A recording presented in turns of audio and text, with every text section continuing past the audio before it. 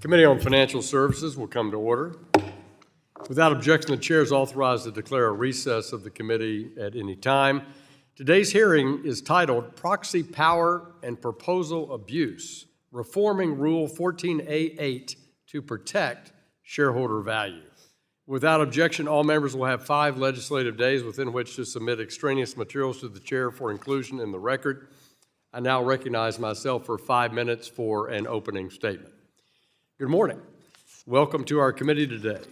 As our securities laws were being considered during the Great Depression and the years after, corporate governance policymakers sought to ensure that stockholders had an active voice over any entrenched management, inattentive directors, or a controlling group.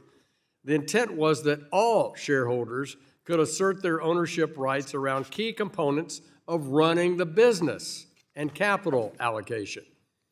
Thus, while our proxy access process was originally designed to empower shareholders and provide them with a voice in company oversight, in recent years it's increasingly become co-opted by activist investors whose primary focus often lies not in maximizing shareholder value, but in pushing narrow political, social, or personal agendas.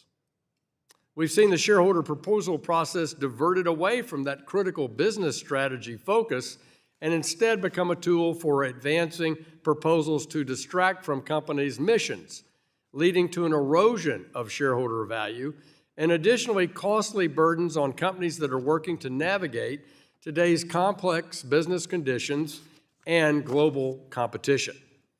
As we examine the shareholder proposal process, we also must consider the role of proxy advisory firms on capital markets as a whole. While these firms can offer valuable perspective, over the past 2 decades, their influence on corporate governance and voting on particular shareholder proposals has grown significantly. We must ask ourselves if these firms are still fulfilling the intended purpose of serving in the best interests of shareholders, or if they are distracting from the primary goal of enhancing long-term shareholder value. As we evaluate the current landscape surrounding Rule 14a-8 at the SEC, it's essential that we assess the impact of recent regulatory interpretations and guidance and how these have led us to where we are today. Particularly, we want to look at SEC staff legal bulletins 14L and 14M, which have had a significant impact on influencing how companies and shareholders engage with the proposal process. Staff Legal Bulletin 14L, issued in November of 2021 under then SEC Chairman Gensler, shifted the focus from shareholder proposal review from the proposal's relevance to a specific company to whether the proposed issue had broad societal impact. Expanding what counts as relevant, a relevant proposal, makes it harder for companies to block items unrelated to their particular business, letting activists push measures that are disconnected and immaterial from the company's performance.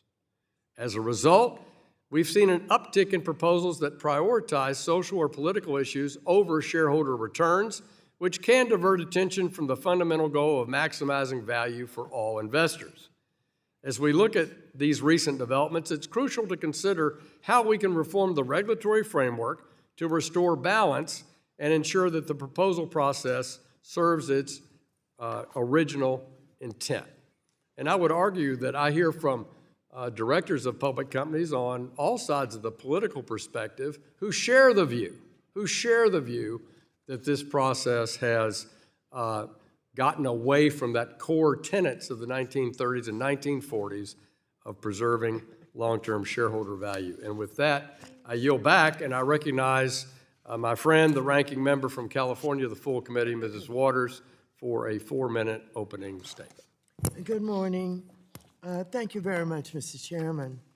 For years, this committee has proudly championed the values of capitalism and the free market, but Donald Trump's actions with companies like NVIDIA, Intel, and U.S. Steel is not capitalism by any definition of the word.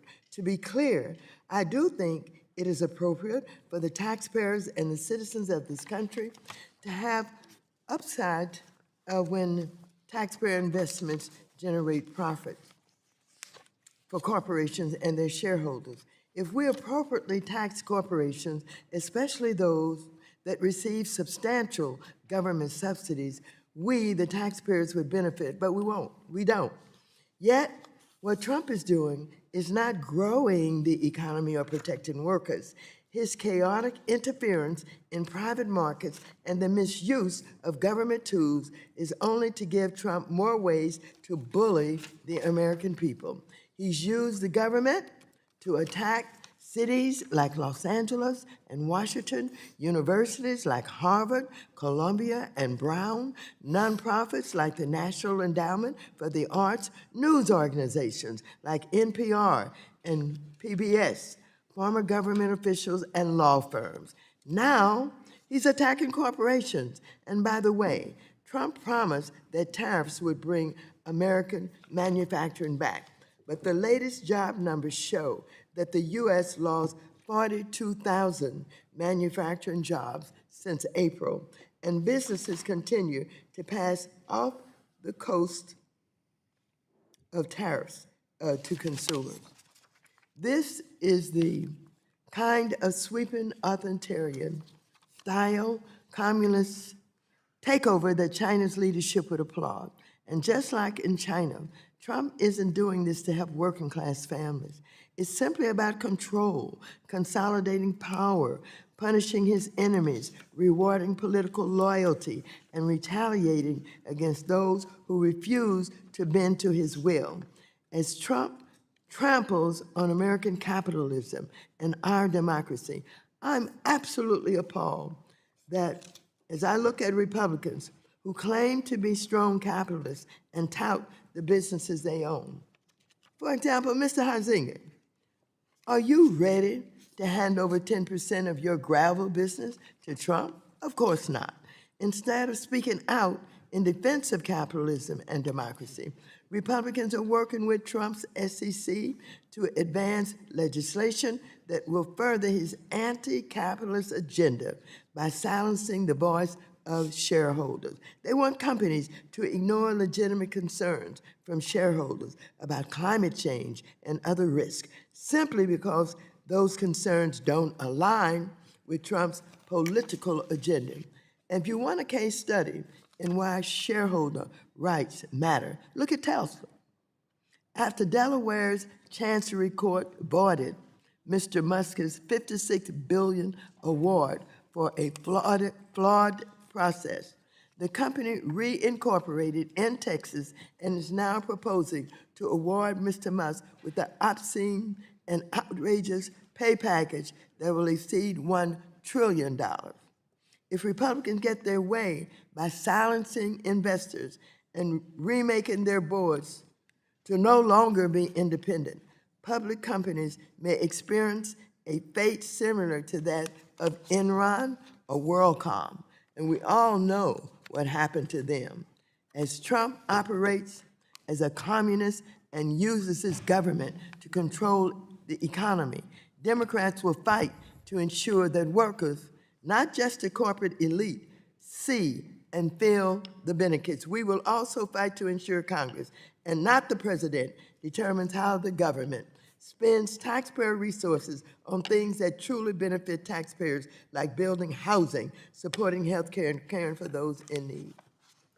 Anything less is unacceptable. I yield back. Gentlewoman yields back. I now recognize the ranking member of the Subcommittee on Capital Markets, Mr. Sherman, for a 1-minute opening statement. Under capitalism, if by the sweat of your brow and the frugality of your spending you accumulate capital, if you have the courage to invest, you become a shareholder, and shareholders should be in control, not managers. Once again, the Democratic Party rises to the defense of capitalism against its greatest enemies, crony capitalism, and their handmaidens in Washington. The chair points out that corporate managers have said, these damn shareholders have gotten out of hand, and we've got to stop them. And that's what the bills in front of us are designed to do. This is not just theoretical. We know which side of capitalism the Chinese Communist Party is on. They are going to want to buy the technology behind artificial intelligence. They're going to want to control it. They're going to offer corporations huge amounts of money, and when those transactions close, the board gets huge bonuses. And they don't want shareholders to have a vote. And we will be told, shareholders, get out of the way. It's a big payday. That's shareholder value. No, that's selling out America to the communists. I yield back. Gentleman yields back. Today, we welcome the testimony of Mr. James Copland, Senior Fellow and Director of Legal Policy at the Manhattan Institute, Mrs. Frell Keel, Partner at Jones Day, Mr. Ron Mueller, Partner at Gibson, Dunn, Crutcher, LLP, and Brad Lander, the Comptroller of the City of New York. We welcome all of you, and we thank you for being with us, taking your time to share your views with the committee. Without objection, each of you will be recognized for 5 minutes to give an oral presentation, and your written statement will be made part of the record. Mr. Copland, we're going to start with you. You're recognized for 5 minutes. Thank you, Mr. Chairman. Is this on? Chairman Hill, Ranking Member Waters, members of the committee, thank you for the opportunity to testify. My name is James R. Copland. Since 2003, I've been affiliated with the Manhattan Institute for Policy Research, a nonprofit public policy think tank in New York City, where I have served as senior fellow and directed the Institute's legal policy research. Although my comments draw on work conducted for my employer, my statement today is solely my own. I am pleased that the committee is examining how the Securities and Exchange Commission oversees the submission and voting of shareholder proposals under Rule 14a-8. I have studied this process for more than 15 years, alongside related issues in securities regulation, including the role of proxy advisory firms and the voting practices of large index fund families. I address those topics at length in my written testimony. In this opening statement, I will focus on 3 brief points. First, U.S. capital markets continue to lead the world. Our markets efficiently allocate capital and have enabled firms founded within the last few decades to become global leaders. That dynamism helps explain why U.S. per capita growth has outpaced most other developed nations over the last 30 years. Second, public listings, however, have fallen by more than half since the mid-1990s. Many factors contribute, but a significant one is the increased cost and complexity of being a public company in the United States.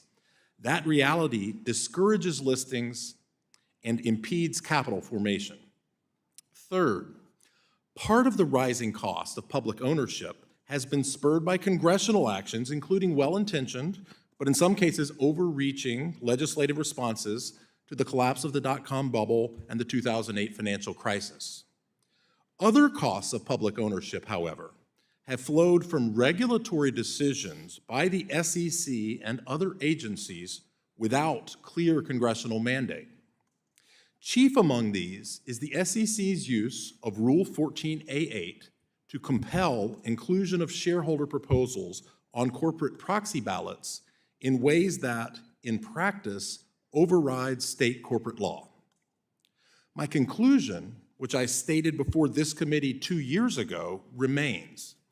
The SEC's shareholder proposal regime exceeds Congress's statutory mandate, displaces state corporate law without authorization, and impedes the efficiency and capital formation Congress has instructed the agency to prioritize. Congress should clarify that shareholder board interactions are matters of state law and remind the SEC that its role lies in facilitating disclosure, not dictating the substance of corporate governance. 2 developments have magnified the costs of the SEC's longstanding error. First, proxy advisory firms. 2 firms control virtually the entire proxy advice market. Each is foreign-owned. And these 2 firms have often favored environmental and social campaigns in shareholder engagement. Federal policy choices helped fuel the rise of this industry, and the shareholder proposal process has increased its leverage over U.S. companies. Second, passive index fund concentration in voting. Passive investing has been a boon to ordinary investors, including myself. But the three fund families that dominate this market now control a large and growing share of all shareholder voting. For various reasons, the big three index fund families, like the proxy advisors, have often supported shareholder proposals advancing social and environmental objectives not aligned with the interests of the average shareholder. In sum, two dominant foreign-owned proxy advisory firms and the big three passive index fund families hold extraordinary sway over the governance of all publicly traded corporations in the United States, and the committee is well advised to consider the SEC-dictated process over proxies in light of this reality. The 15 bills noticed for this hearing move in the right direction, though several warrant refinement, as I discuss in my written submission. I applaud the committee for tackling an issue vital to the American economy and to workers' retirement savings. I welcome your questions and look forward to working with members and staff on this important subject. Thank you, Mr. Chairman. Thank you, sir. Ms. Keel, you're recognized for 5 minutes, and if we need to let Mr. Mueller share his mic, if your mic's not working. You guys get cozy there. The box will move, Mr. Mueller. It's not glued to the desk there. You can move it a little bit. There you go. Sorry, thank you. Thank you, ma'am. You're recognized for 5 minutes. Chairman Hill, Ranking Member Waters, and members of the committee, thank you for the invitation to testify today. My hope is to shed light on why Rule 14a-8 no longer effectively serves the interests of shareholders at large. My observations draw upon my experience counseling public companies, big and small, on securities, corporate governance, and ESG activism, but I am here today in my individual capacity and not on behalf of any client. I'll start by outlining a few of the challenges with Rule 14a-8 and then humbly offer a few ideas as to alternatives. Challenge number 1, shareholder democracy needs rational bounds. No right is limitless. For example, if I buy a seat on an airplane, do I have the right to use it as a soapbox and hold my fellow passengers captive for the duration of the flight? In the shareholder proposal world, any individual can buy a megaphone and a billboard on a company's proxy statement for $2,000. To put it in context, that represents 0.000002% of the market cap of the average S&P 500 company. Proponents are getting prime proxy real estate at bargain basement prices. It doesn't have to be this way. We see healthy shareholder engagement around the world despite much higher participation thresholds. Challenge number 2, Rule 14a-8 is too complex, making it subjective, inefficient, and easy to manipulate. The SEC has issued interpretive guidance on Rule 14a-8 through 18 staff legal bulletins over the last 2 decades. These bulletins change the goalposts with each new administration, and the guidance contains exceptions to exclusions and highly subjective frameworks that force companies and proponents alike to apply fuzzy standards like, does a proposal transcend ordinary business, or does it fall short? Is it significant or insignificant to social policy? Will it have a broad societal impact or just a limited one? Does it probe too deeply or just the right amount? The answers can only be known to the eye of the beholder. Complexity has a cost, and that cost is that Rule 14a-8 is unusable to the ordinary shareholder. How valuable is a right to speak if the average shareholder can't even figure out how to submit a proposal? The only people who have a shot are professional activists, individuals and organizations who are oftentimes not even shareholders. These professionals effectively borrow a shareholder's stake to get their foot in the door and then control the process from start to finish. It's not uncommon for the named shareholder to not engage with a company a single time. This means that the term shareholder proposal is a misnomer. In reality, most proposals are activist proposals. Challenge number 3, a proxy ballot is not an efficient place to hold a political referendum. Rule 14a-8 has turned companies' annual meetings into political hotbeds. For example, this proxy season, multiple companies had one shareholder ask them to promote DEI, while another shareholder asked them to abolish it. More generally, proposals increasingly ask companies to opine on polarizing issues, as if companies can solve the toughest legislative and regulatory questions of our day. For example, proposals have asked a store that sells hammers and nails to make a statement on reproductive rights, a theme park to state its position on geopolitical issues in China, a credit card company to unilaterally formulate and execute gun sale regulation. I want to be clear, these are critically important issues, but what we're really talking about can be summarized in 3 questions. Is a company's annual meeting the right forum to address these issues? Are companies best situated to serve as de facto regulators, or are you? Do shareholders at large garner from the political proposals that have a tenuous connection to a company? Issue number 4, shareholder proposals are not costless. Companies pour an immense amount of energy into addressing proposals, and it can take a company hundreds of employee hours to coordinate engagement, strategy, and response. A company must consider whether it would cause them to jeopardize legal privilege, breach non-disclosure provisions, disclose proprietary or sensitive employee information, or reveal competitive strategies. Reducing the expense of a proposal to dollars and cents simply does not capture the intangible costs. What is the alternative? So with a system that's 3/4 of a century old, it's time to rethink the process. I think there are 3 essential options. Option 1, keep Rule 14a-8, but significantly revamp it. At a minimum, the ownership requirement would need to be raised, but it could also include other modifications like the SEC getting out of the business of adjudicating no action letters. The SEC and shareholders could rely on the independent boards to exercise their fiduciary duties and apply Rule 14a-8 in good faith.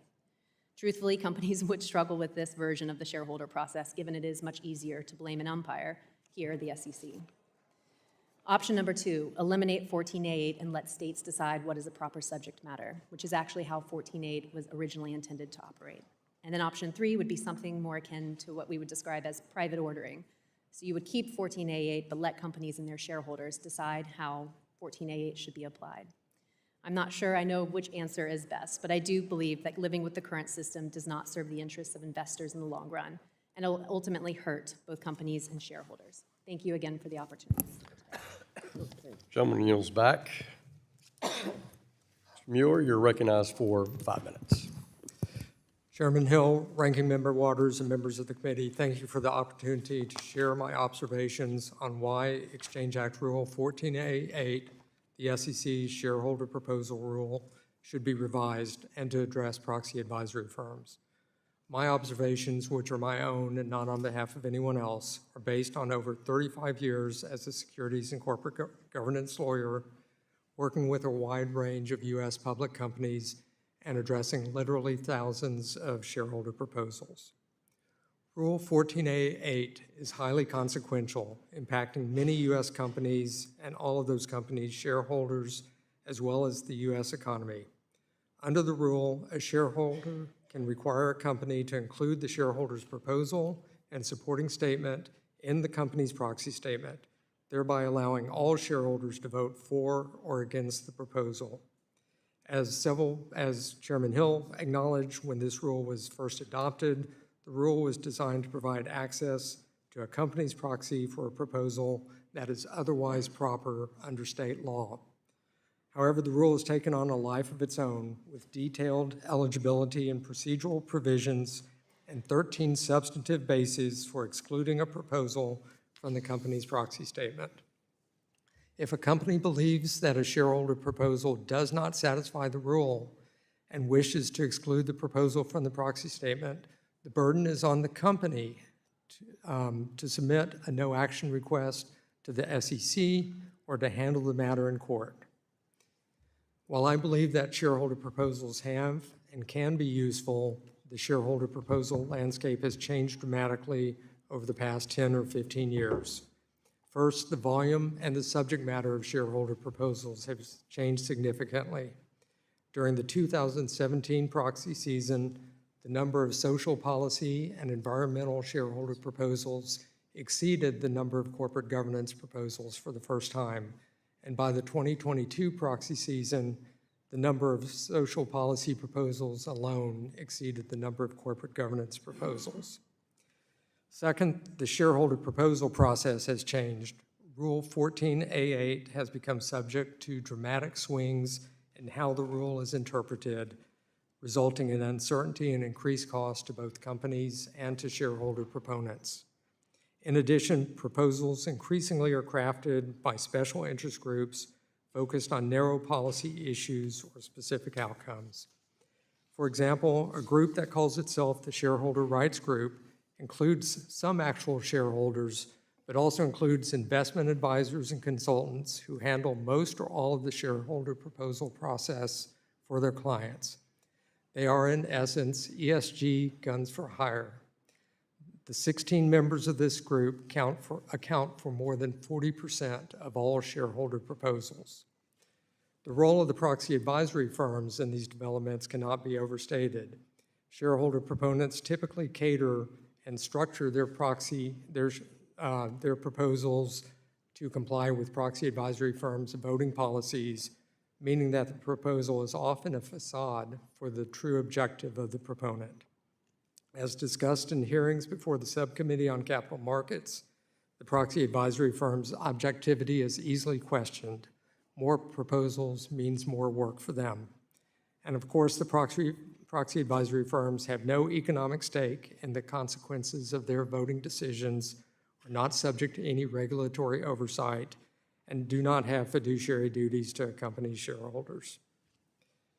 The shareholder proposal process imposes significant costs on companies, as Mrs. Keel said, particularly diverting key employees, executives, and directors from their normal work. As discussed in my written testimony, receipt of a shareholder proposal triggers numerous concurrent work streams that occur during an already busy time of the corporate year. Given all these consequences and costs, one has to question why a single shareholder owning shares with a value of $2,000 can initiate a process that imposes significant costs that are borne by all of the company's shareholders. In light of these dynamics, the case for reform of Rule 14a-8 and for regulatory oversight of the proxy advisory firms is compelling. Legislation limiting the abuse of 14a-8 can serve the interest of all shareholders and will help to maintain the business and focus and promote the continued success of U.S. companies.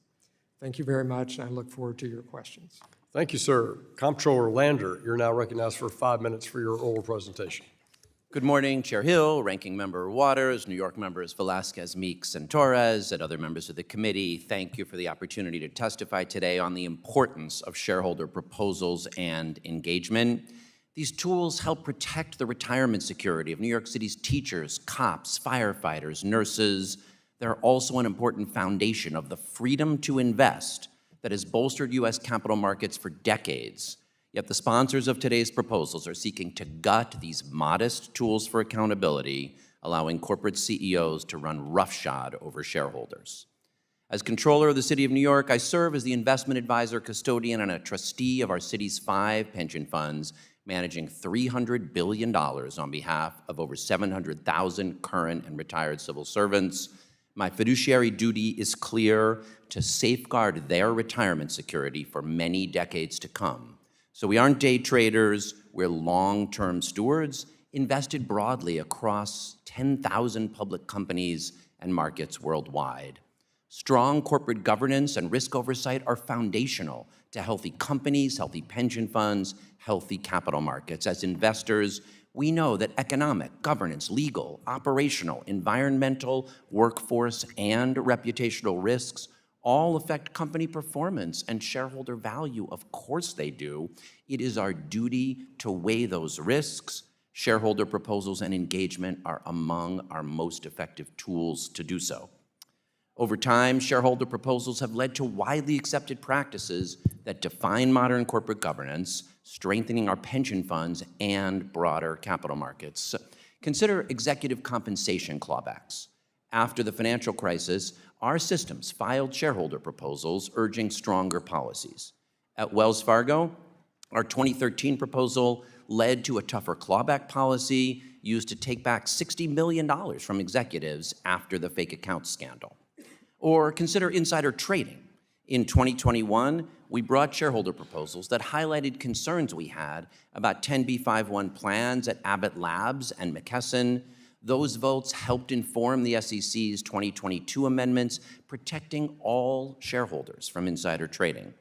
Other reforms, such as stock option expensing and advisory votes on executive pay, began as shareholder proposals and were later codified. Another example is shareholder access to nominate independent directors, an effort we led through our Boardroom Accountability Project. Independent research has found that proxy access has led to improved performance at the companies where it was adopted, and now broadly across the market. Most of our proposals, though, are resolved through engagement. In recent years, for example, we brought proposals at several U.S. banks for disclosing the ratio of their fossil fuel financing to clean energy financing. Simple disclosure, useful for all investors. J.P. Morgan Chase agreed and called it, and I quote, an excellent example of what ongoing engagements and pragmatic and reasonable requests can accomplish. At Starbucks, prompted by reports of management's interference with employees' rights to organize a union, we filed a shareholder proposal requesting a third-party assessment of Starbucks' adherence to its own commitments to workers' rights. The proposal received 52% of the votes of all shareholders, and Starbucks commissioned and disclosed the assessment. Other shareholder proposals have addressed investor risks, including excessive drug pricing and addictive opioids, railroad safety, online child safety at tech companies. The proposed legislative changes could block every one of those. They would erode the freedom to invest that has made American capital markets the envy of the world. They would lead to a world with more insider trading, fewer protections for investors, workers, consumers, and the environment, and more relatives of the CEO on corporate boards. Indeed, it's no coincidence these proposals come at the very same time that some corporations are seeking to evade accountability by reincorporating in states that have eroded shareholder rights. Tesla's proposed $1 trillion CEO pay package, enabled by cronyism on their board, is the most visible example. In other words, these proposals would harm our teachers, our cops, our firefighters, and our nurses on behalf of billionaire corporate CEOs, and more broadly, they would weaken the United States economy.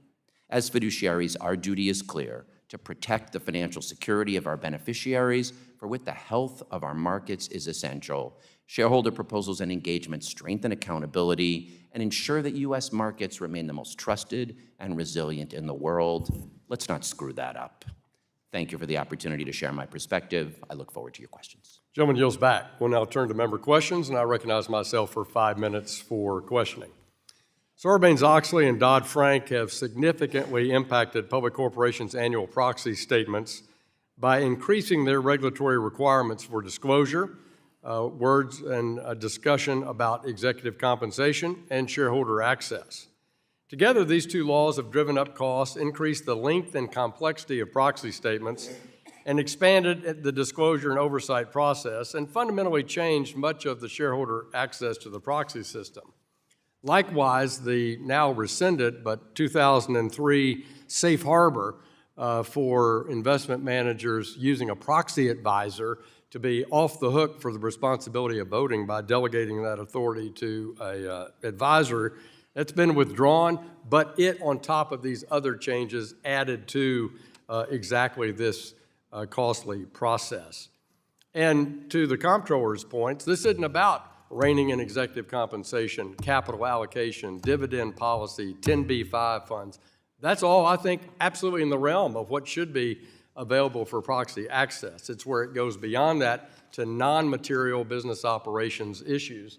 And I put up my static display here in compliance with House rules to just show the change in the proxy process since I've been involved in corporate finance, now 40 years.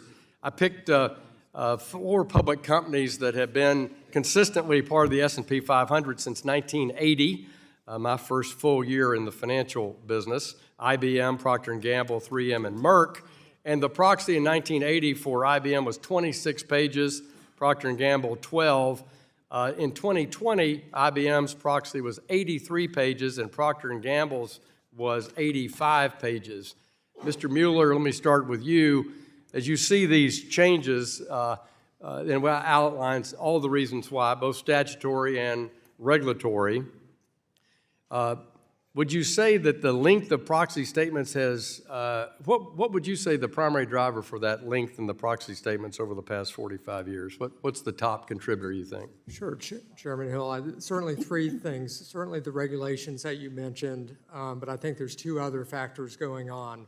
One is good and one is bad. I mean, the good news here is that companies now treat their proxy statement as a communication document, not just a compliance document. Shareholder democracy is alive and well in America, and the proxy statement helps fulfill that purpose. But the second cause is not so good, and again, it's the subject of this hearing, which are shareholder proposals and proxy advisory firms. Proxy advisory firms have certain criteria they look for when they're making their voting recommendations, and they will only look at an SEC filed document. And so preparing a proxy has now become an ISS and a Glass-Lewis check-the-box compliance process, adding to the length. There's also the shareholder proposal process itself. Whether or not a company receives a shareholder proposal, companies are acutely aware of what other proposals are being submitted to other companies. And so many companies try to avoid that target by proactively saying, look what we're doing on this issue, look what we're doing on that issue. Thank you. I've always been concerned that sometimes more information is too much information and it's confusing. I don't know that it's in plain English. I really admire the issue of trying to expose clarity in management compensation, for example. I think we want comp committees that are, as Warren Buffett says, filled with saber-toothed tigers, not, pussycats. But on the other hand, I'm not sure the average investor could remotely figure out the pages and pages and pages of comp comparisons in a proxy. And so my advice to the commission would be to make that a lot simpler. Ms. Keel, thank you for representing Vanderbilt University today ably. Glad your mic is working. Talk to me about the economic relevance issue around Legal Bulletin 14M. Do you think that change will be better to allow companies to exclude proposals that really don't have an economic relevance to the to the corporation's business operations? Sure, thank you. I think it's definitely a step in the right direction, but I don't think we can kind of overstate that it's going to be the kind of savior to the process. So before 14L, I counted just about 20 examples of when the economic relevance exclusion was actually relied upon. And I think it goes back to my written remarks about the kind of complexity of actually applying these standards. So if we look at this year's success rate with this economic relevance standard, which for background, it allows you to exclude a proposal if it relates to 5% or less of a company's operations. Thank you, ma'am. I appreciate your testimony. Thought it was quite well done. I yield back, and I recognize the ranking member of the full committee from California, Mrs. Waters, for 5 minutes. Thank you very much, Mr. Chairman. Mr. Lander, you're a fiduciary, which means you legally have to act in the best interests of the city of New York, responsible for the retirement security of over 750,000 public servants who work or have worked for the city. I want to get your take on a developing matter related to shareholder value and shareholder rights. As you may have read, President Trump has secured an over 10% equity stake in Intel, the great American chip maker. As part of this deal, President Trump has promised that the U.S. government's holdings in Intel will be passive. He has promised that the U.S. government will vote with Intel's board and according to Intel's management on all matters.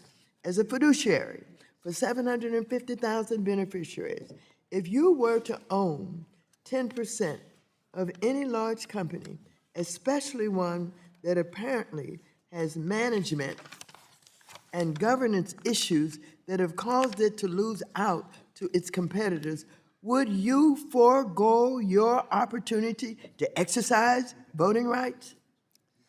Thank you, Ranking Member Waters. Of course, we would not forego our responsibility, not just our rights, to exercise our voting power if we were 10% of shareholders.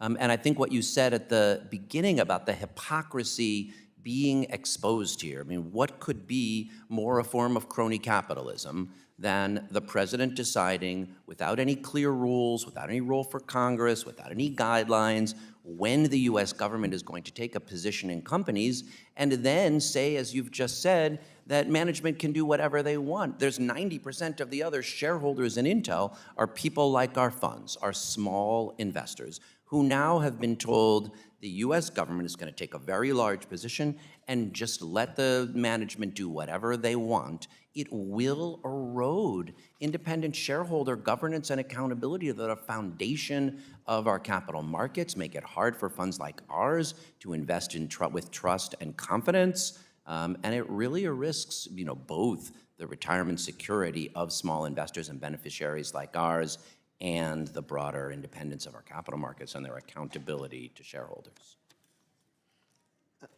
Continuing on, President Trump is supposed to be acting in the best interest of the American people. Is it prudent and financially responsible to blindly go along with Intel's management on, for example, executive compensation or providing corporate perks like apartments, private jets, or year-end bonuses? As you know, these are the kinds of decisions that Intel's board and management are responsible for. What would stop them from rewarding their failures if Intel's largest shareholder is voiceless and voteless? The whole concept of shareholder governance is that on the board, there will be some independent shareholders, independent members who represent independent shareholders in relationship to management. Some interests, of course, are aligned, but not all interests are aligned. So what is appropriate for CEO compensation? How the board itself should be structured, how compensation will be deferred. There are a whole set of areas where you've got to have independent members of the board exercising that responsibility to provide oversight.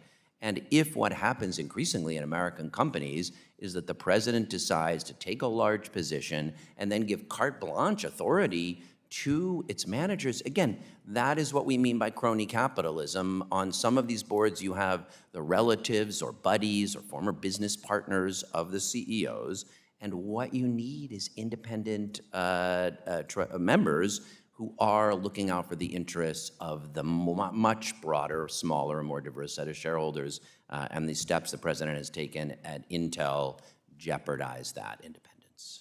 Thank you very much. What I don't get is this. Why is it management with the so-called independence board would think shareholders are not interested in having the best results if they are, responsible for the fiduciary concerns of the board?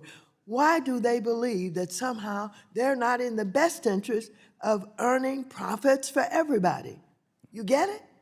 Yes, look, this is an important debate. There's a room for conversation between management and board members, but shareholders want good returns at the companies that we invest in. All the proposals that we bring are designed to achieve that. Gentleman's time has Thank you very expired. much. The gentleman from Michigan, Mr. Heisinger, who is also the vice chair of the full committee and former chairman of the ESG task force, is now recognized. Hey, thank you. I was going to say Chairman Hill, but Chairman Barr. I know Chairman Hill's got a markup. Mr. Chairman, I do have to at least address one thing. My family business, third generation sand and gravel operation, was brought up, and I guess I would just note that I'm glad I'm not a publicly traded company and not subject to a bunch of ESG woke activists from California coming in and trying to tell me how to dig dirt. But not every company has that same fortunate position. But I do want to thank the committee and Chairman Hill for continuing to highlight the abuses that happened under the leadership of former SEC Chair Gary Gensler, who allowed and frankly encouraged activist investors to hijack the shareholder process and push a social agenda that ultimately harmed publicly traded companies and their investors. By some estimates, under the Biden-run SEC, these environmental, social, and political proposals grew by almost 60%. I'm proud of the work of the ESG working group, as you had just noted, and what we had done, and many of the issues that, exact issues that we've talked about already today were explored by that committee. Lastly, I think it's crucial that the committee continue to explore and hold the proxy advisor firms accountable. The outsized influence of Glass Lewis and ISS have harmed the shareholder process. These proxy advisory firms bear none of the consequences their recommendations have, and have even fought against exact proposals when it applied to them that they encouraged to be applied to other publicly traded companies. They operate without sufficient transparency and have become the de facto standard settlers for corporate governance policies in the U.S. And as chairman, I was happy to see them testify before our oversight committee last Congress. And I think we should continue to hold them accountable, encourage them to be more transparent, especially as they navigate conflicts of interest in the firms that they supposedly serve. Mr. Copland, I want to start with you. A lot has happened since the first time you came in front of our committee in 2016. The issue of proxy voting and shareholder proposals has become somewhat of a political football, to say the least, as shifts in policy have flipped back and forth.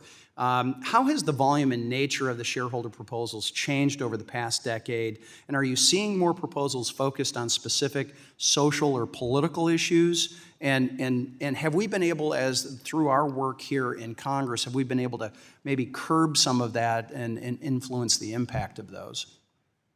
Well, the short answer is the volume's increased significantly up until this year, and we've seen a decrease this year. I do think that the Regime change, I think it happened. I think the regime SEC. change and from the SEC going from 14L to 14M has made a difference.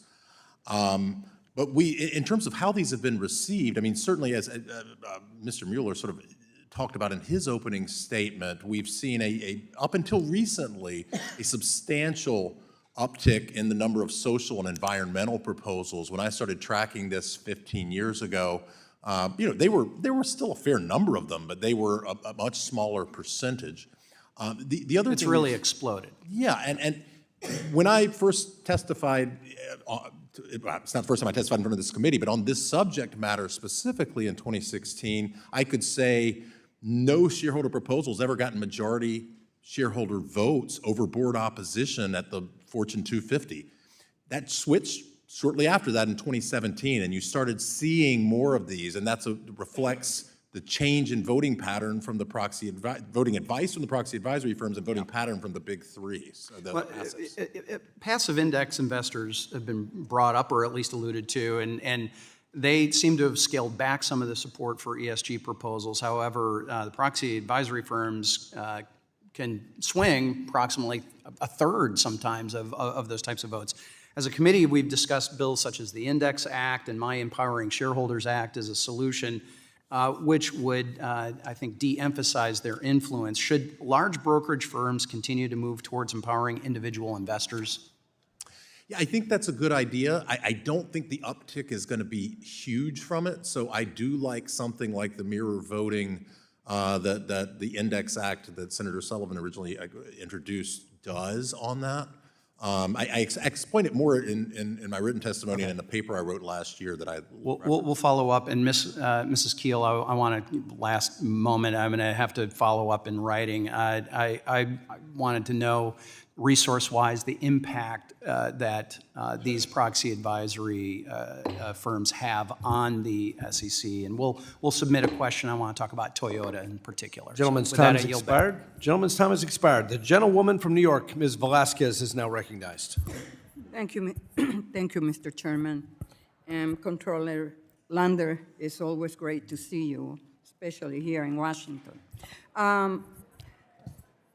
While the other side continues to rail that corporate disclosures and shareholder input on subjects like corporate diversity, executive pay, climate, and political donations are woke ideas that have no connection to a company's bottom line, they fail to recognize these subjects are about investment and market risk.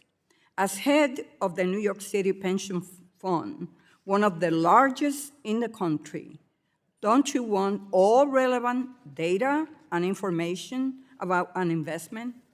Absolutely. There is simply no simple line for an investor in thinking about what the risks are at a particular company. You worry about reputational issues. You worry about leadership and will it change. You worry about, is the broader regulatory structure in the industry going to shift? There's no neat line. That's what it means to be an investor. All investors are trying to get all the information we can, assess that range of risks. And yes, of course, some of them are shifts in the economy or the economic sector, but they're legal, they're operational, they're environmental, they're workforce.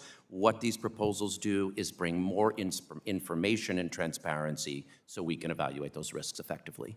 In fact, isn't it your duty as a fiduciary to our city's pensioners to consider all material data, risks, and opportunities relevant to a portfolio? Absolutely, and I'm lucky to have a great team of people to help assess those risks who say, here's what we need to know from a company. And sometimes they'll tell us directly and we can do it through engagement. Often we file a proposal and then the company works with us, as I mentioned for JP Morgan Chase. Sometimes we bring a resolution and that helps provide that transparency. And as a fiduciary, isn't it true that your main responsibility is to secure the strongest risk-adjusted return for your beneficiaries? My fiduciary duty is to secure the strongest risk-adjusted returns for my beneficiaries, who again are teachers and nurses and school crossing guards. Risk-adjusted is what's key there. What an investor is doing all the time is assessing risks. How can you do that without the full panoply of information? Thank you for that answer. Comptroller Lander, you lead our city's pension fund. The New York City Pension Fund has filed resolutions for decades on issues associated with climate change, diversity, human rights, and political spending. As head of our city's pension fund, what is your philosophy that leads you and the pension fund to use the resolution approach? And do you believe it is consistent with your fiduciary's duty as Chief Financial Officer? So we always start from fiduciary duty to achieve maximum risk-adjusted returns for our beneficiaries. And again, when you wake up every day responsible for the retirement of the hardworking people who make our city run, it's easy to keep that in mind. I gave some examples in my testimony. If we think a company's got insider trading risks, that's the thing we're going to look at. With corporate board diversity, it has been proven through independent research that Bloomberg and others have done that having a more diverse board helps you see the broad issues facing your economic sector better and improves financial returns. The same is true for proxy access to nominate directors. That's what we evaluate. All of the effort to bring shareholder proposals to evaluate risks are done to improve that risk-adjusted return. And have you found companies to be responsive to these engagements? Most of our proposals are resolved through engagement. I gave the example of JP Morgan Chase, no small company, who last year agreed after we filed a resolution with them seeking disclosure of their ratio of their fossil fuel financing to clean energy financing. They engaged with us and they agreed to start providing that disclosure. We then withdrew the proposal. It didn't have to go to the ballot. All investors have that information. So based on your experience so far, why do you think my colleagues on the other side of the aisle and their allies in the MAGA movement are focused on limiting shareholder input? I really don't understand it. Once upon a time, Republicans were defenders of free markets, and this is an effort to erode them and give more power to corporate CEOs at the cost of small shareholders. Thank you. I yield back. The gentlewoman's time has expired. The gentleman from Oklahoma, Mr. Chair of the Monetary Policy Task Force, is now recognized. Thank you, Mr. Chairman. Beginning with you, Ms. Keel, there's broad consensus here that reforms need to take place in regard to shareholder proposal process. How can we make the necessary changes while protecting the legitimate rights of shareholders to engage in good governance? Sorry, can you say the last part? How can we make the necessary changes while protecting legitimate rights of shareholders to engage in good governance? Sure. So I think what we're really here to talk about is not limiting any sort of shareholder right. We're trying to add boundaries to make it an orderly process, to make it focused on things that are important to companies, not things that are just political referendums to decide whether or not a social policy is good or bad or its merit. What we really need to do is to focus it on a proposal that's worthy of the investors' attention, and that is something that is going to bring value to the shareholders. Let's focus on the relevance exclusion in Rule 14a-8 I-5. I've heard from industry stakeholders that the rule's broad language has rendered the exclusion almost meaningless. Mr. Copland, would a materiality standard be more workable? Would it be helpful in limiting shareholder proposals to those that are truly relevant to a company's business? Yes, and I've argued in my testimony and previously that it would be very helpful to codify materiality as a requirement for the SEC. I think Representative Huizenga's got a bill here on that point, and it's very important because we had a SEC commissioner in the last administration, Allison Heron-Lee, who was arguing our disclosure rules didn't have to be material at all, and that's where we got the climate disclosure rulemaking. I've been very focused in my time on this committee on strengthening capital formation through our public markets, and the previous administration's SEC promulgated rules that discouraged companies from going and remaining public due to high compliance costs. Mr. Mueller, how can we increase the attractiveness of our public markets through corporate governance regulatory framework? Well, thank you. It's important to re-examine the rules and make sure they are still working. And the good news here, I think, is that SEC Chair Paul Atkins is one of the first chairs in a long time that is looking at old rules and saying, do they justify the cost and benefits? It would also be incredibly helpful to have a public company advisory committee at the SEC, and there's legislation supporting that. And let me simply say in closing, I would note that my bill, the Public Company Advisory Committee Act, would give public companies a formal avenue from which to advise the SEC on the practical effects of their rules, regulations, and policies. This idea has bipartisan support and would help prevent the regulatory whiplash that we've seen through the SEC between administrations. And with that, I yield back, Mr. Chairman. Gentleman yields. Gentleman from California, Mr. Sherman, who is also the ranking member of the Capital Markets Subcommittee, is now recognized. Thank God we've had shareholder proposals. They've helped us create the norm of having independent directors, of having annual elections for directors. The average Russell 300 company gets a shareholder proposal about once every 8 years, so we're not overwhelmed by all this. Mr. Copland and Ms. Mueller say that we should leave these issues to a matter of state corporate law. What an outrageous attack on shareholder power. Because you've got 50 states. And so if Delaware says no to a $1 trillion compensation package, you just go to Texas. But wait a minute, Texas might limit you to $1 trillion. Go to Wyoming, they'll do $2 trillion. And you know where you can go if you need $3 trillion? You just incorporate in the Cayman Islands. And look, Wyoming is desperate for money for their state operations. It's not the job of their legislators to police the national capital markets. And if they see 10 or 20 or $30 million of revenue for their state, why shouldn't they accept that in order to make sure that Elon Musk gets $2 trillion instead of the $1 trillion that the cheap people in Texas might limit him to? We're told that there are only 2 firms that are providing this advice, so we should have more, and we do. Vivek Ramaswamy is creating one.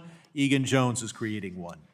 I like Mr. Copland for pointing out that these are not frivolous proposals that just get voted down. The reason we're here is because these things pass, and the crony capitalists don't want to be disturbed in their power. This isn't about companies that won't publish a 93-page document that used to be a 28-page document. Ms. Mueller and others have said, well, the company shouldn't decide, or the shareholder shouldn't decide DEI policy, they shouldn't decide ESG policy. Who in the hell should decide that?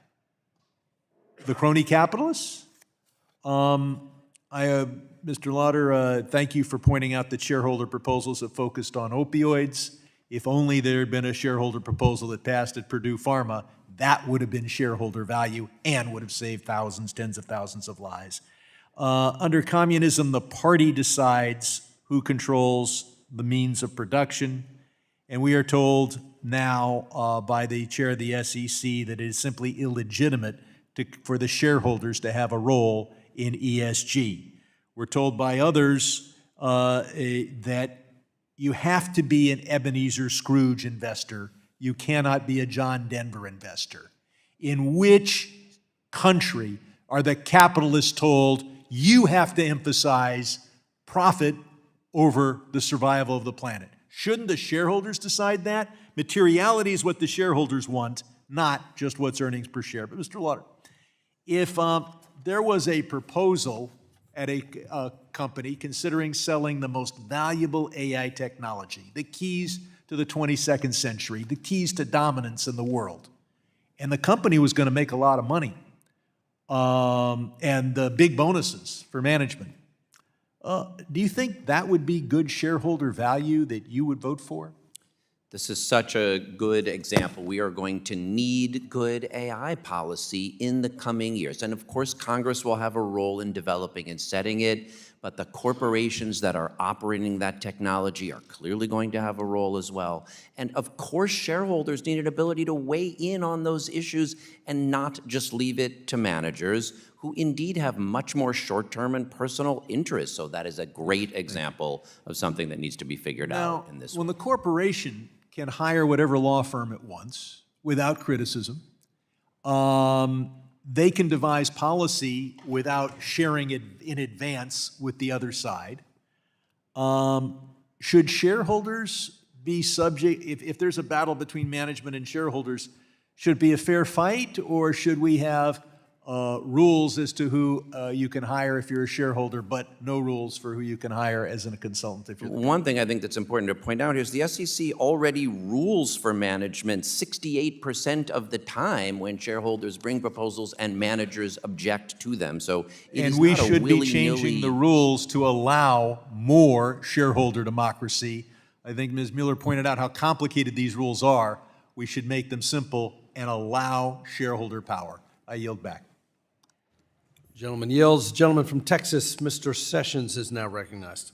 Mr. Chairman, thank you very much. I want to welcome the panel that we have today. I think each of you have come to Washington. You knew what existed before you came up here, and that is the difference of the sides, not only politically, but also our viewpoint of the marketplace.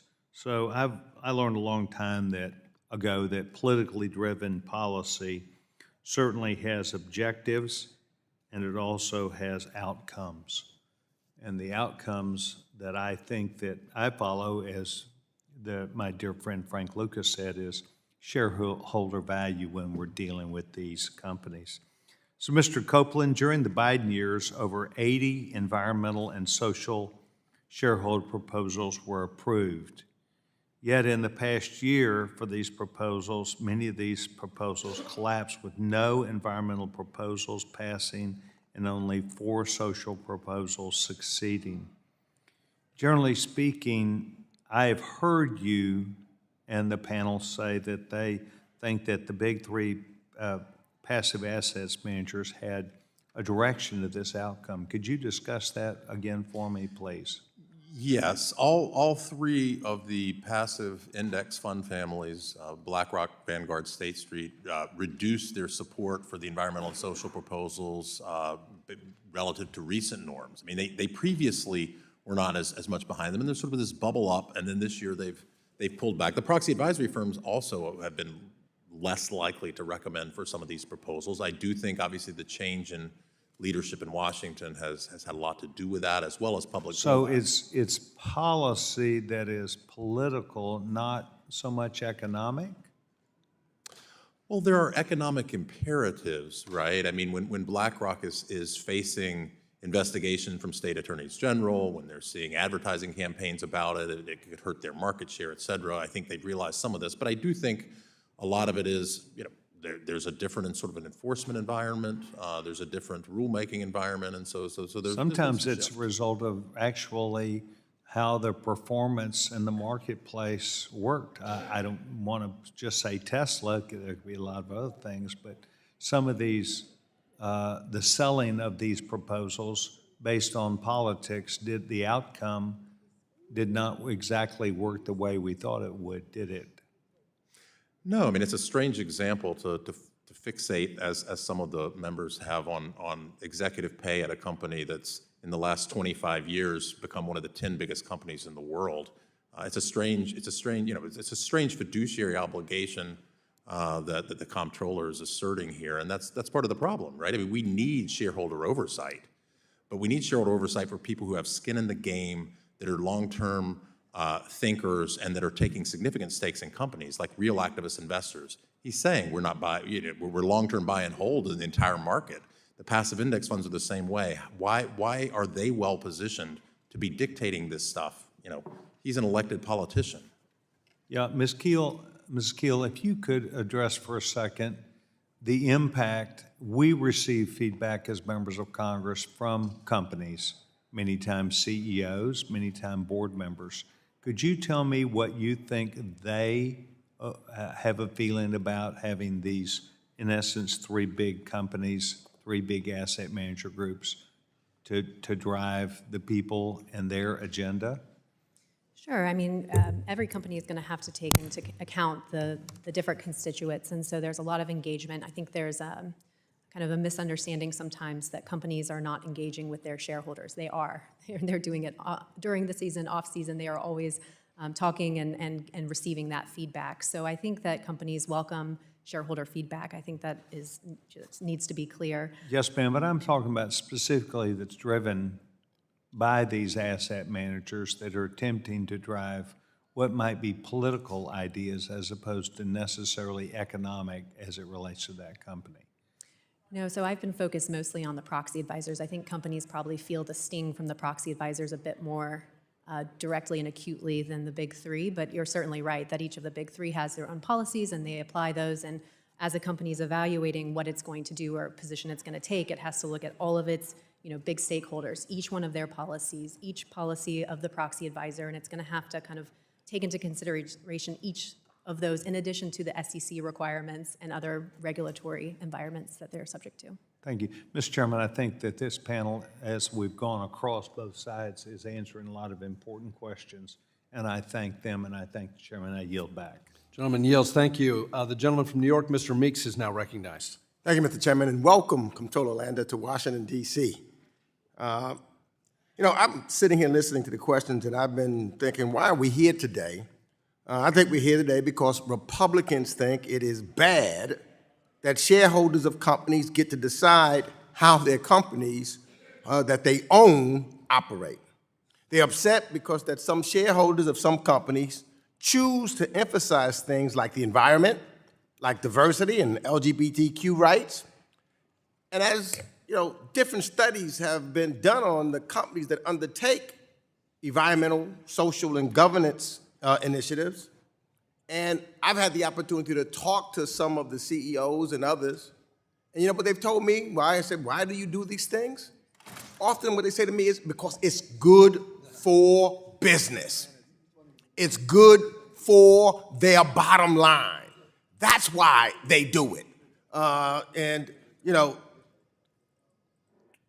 Here we are, and we continue to focus on everything else rather than confronting the President of the United States' gross mishandling of the economy. And I got to tell you, I never expected to see the day where a Republican president is taking 10% stake in an American manufacturer on dubious legal authority. But what surprises me more is that my Republican colleagues in Congress who say that they're for free market is entirely silent on this issue, if not supportive. And that's not to mention Donald Trump's trade war against the world. The economy is slowing, prices are increasing, and the unemployment rate is rising. Countries around the world are no longer sending us packages, and postal shipments are now down 80%. My Republican colleagues could do something about this if they demanded a vote on repealing the tariffs. Or what they could do? They could sign my discharge petition to get a vote on these tariffs that raises the taxes on American families. And that is the context for today's hearing. The president wants to bring paroism to the Potomac, and Republicans in Congress want to look the other way while arguing owners of a company should say less in how their company is ran. Comptroller Lander, my colleagues on the other side of the aisle, I believe, when this is what they're trying to do. They're trying to turn ESG into a boogeyman. But I want to ask you to clarify for the American people how this actually works. If a shareholder proposal gets a vote, does it only need 10% support to govern the company? Yes or no? No, Congressman, needs a majority. More than 25%? Well, I'm sorry, more than 10%, more than 25%. More than 40%? More than 40%. Oh, I'm shocked. So it needs at least what? A majority is what you say? 50% plus one. Okay, so a majority is needed to approve a proposal. What are the demographics of the shareholder base? Are they young, left-wing activists, the main holder of capital in this country? They are not. They're not. Okay. Now, so the shareholders are disproportionately the founders and senior managers of a company, risk-adverse institutional investors, and working Americans interested in saving for retirement rather than culture wars. Would you say that better describes who these individuals are? Yes, it does. Great. Now, in the little time I have, I chair the ranking member of the House Foreign Affairs Committee, and I'm concerned that they're making moves, Republicans are making moves now that would restrict investor shareholder rights and backfire on us because Europe is actively making itself more attractive to global investors, integrating its financial markets, and rolling out new reforms to deepen market access. For example, the European Commission even rebranded its capital markets union as a new savings and investment union to channel more private investment into EU markets. So my question is, if we hamstring investors here in the United States by undermining their rights, won't pension funds like New York City's now just look other places and go overseas to put their money? If we allow this to be adjudicated in 50 different state courts, we will see much less investment in U.S. capital markets. The gentleman's time has expired. I now recognize myself for 5 minutes, and it's good to hear my friend from New York extol the virtues of business and capitalism. Maybe he could impart that wisdom on his friend, Mr. Mamdani. Maybe he could learn from you, Mr. Meeks. So let's be clear. Allowing a small group of left-wing activists to hijack the proxy proposal process to push social, environmental, DEI, or political objectives totally unrelated to the core business of a company does not advance the cause of capitalism. It undermines capitalism. It corrupts capitalism because it results in the misallocation of resources of the company. It undermines the profitability of the company. It hurts the shareholders. It doesn't advance the value of the shares of the stock. It hurts the value of the shares of the stock. That's what we're talking about here today. And let's go to Mrs. Keel, because you've seen this in your practice. What is the cost in terms of time, resources, legal fees of responding and engaging with these petty political shareholder proposals? Sure. So I'm happy to kind of tick through what especially the intangible costs are, which is, deciding whether something has first been substantially implemented. So a lot of times these proposals will have been already considered by a board and implemented. That's a cost to determine that in and of itself. You'll have to decide whether it's a compliance with law type proposal. So for example, this season we saw a lot of illegal deforestation and avocado supply chain proposals. Next, you're going to have to ask, is this something... Avocado supply chain. I mean, this stuff is so absurd. Does any of this advance the profitability of the enterprise? I have not seen the financial analysis. So it's not about what's good for business. It's actually trying to hijack and undermine the business. It is an attempt to politicize the business, totally unrelated to the mission and core mission of the business. Mr. Mueller, how has the SEC's interpretation of significant policy issues evolved over time, and has this evolution contributed to the use of shareholder proposal process for non-pecuniary ends? It certainly has during the Gensler administration. The slab 14L that we talked about just totally divorced relevance to the company from the shareholder proposal process. And it's important to focus that many of these proposals that are being cited as good examples were all corporate governance proposals. But if ESG matters are good for the companies, then the executives are pursuing that. They don't need the cost and expense of a shareholder proposal to tell them how to run the company best. And explain how the determination of what is a significant social policy issue has changed over the years and why the shifting SEC interpretations are harmful. The shifting interpretations are harmful because they really introduce costs to both sides. Makes it hard for shareholders to know what is a proper proposal to submit, and it makes it hard for companies to say, do we have to fight this at the SEC, or should we put it in the proxy statement? Ms. Keel, why isn't the SEC Rule 14a-8 I-5, which is supposed to exclude irrelevant proposals, and all these proposals are totally irrelevant to the management of the company, why is that not more frequently used as a basis for excluding shareholder proposals? Sure. So first, you have to do a calculation of the 5% test. That's a fairly straightforward, although it's also kind of unclear how to apply that. But then there's an exception that says unless it's significantly relevant or important to a company. And so if you give some examples from this season, we saw 4 that were successful. They related to human rights in India, sugar supply chain, puberty blockers, and the sale of the abortion pill. Those are examples of what was successful in getting them excluded. And then the ones that were unsuccessful were reports on religious discrimination, indigenous people's rights, and human rights in Russia and Ukraine. So you see that it's kind of hard to draw a line. And the example that you give about a business that's in the business of selling hammers and nails, and they have a proposal on reproductive rights. I mean, this stuff is out of control. And we need to get rid of the politicization of business. This is not about capitalism. Let's be clear. This is about hijacking capitalism. It's about politicizing businesses.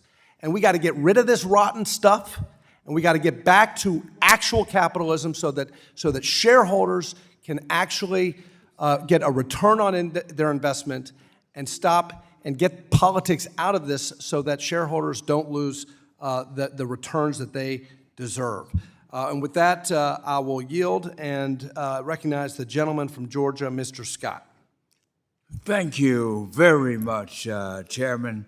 You know, the stock market is the heart and soul of our financial system. And I went to elementary school in Scarsdale, New York, at Fox Meadow Elementary School. And our class project in the 6th grade was to go out, earn our own money, do our own research, and purchase stock, and then take the Scarsdale bus down to the New York Stock Exchange and buy stock. And I've been buying it ever since. And I can tell you this, proxy advisors provide critical, independent research and recommendations that allow shareholders to hold boards of directors accountable and to assess responses to corporate governance and make the investor have some sense of protection. That's all we're talking about here. So, Mr. Landers, without proxy advisors, firms, what challenges do shareholders face in analyzing thousands of proposals and director slates during the proxy season? Small shareholders simply would not be able to have information to assess the risks they're facing and vote their interests without the kind of information that the proxy advisors give. And let's remember, these rules come from the SEC's creation out of the Great Depression and the stock market crash, specifically to give small investors the ability to confidently invest their money in the stock market and getting the information that they need is critical for small investors like you and many others to be able to engage in investment confidently. Well, I'm glad you make that point, that proxy advisors are not dictating outcomes, but they are empowering investors, large and small, with information they would otherwise lack and need. And that's all it is. So critics argue that ISS and Glass Lewis yield outside influence. Address this. But is it not the case that their recommendations are just that, recommendations, and that these investors still make their own voting decisions? Is that? That is correct. So we vote all our proxies at U.S. companies. We subscribe to both ISS and Glass Lewis to get information, and my team review that information as we make our independent decisions. So their advice is just advisory. Most of the time, they side with management when there is a difference between management and proposal bringers. And it's worth remembering that the shareholder proposals themselves are advisory. They don't dictate policy to companies. They let management know the opinions of their shareholders, and the vast majority of the time, they are advisory as well. Now, Mr. Landers, what barriers do entry exist for new proxy advisory firms, and what can Congress and regulators do to foster more competition without undermining the independence of the advice provided? This is a great question, and I think would be a great topic for the committee to explore how to encourage more information to be provided. As was mentioned, some new firms are coming on to the marketplace. I don't know that we'll subscribe to Mr. Ramaswamy's service, but of course he should be able to provide it and give more information to investors. But the answer can't be less information for shareholders and investors. It's got to be more. Thank you very much. Appreciate it.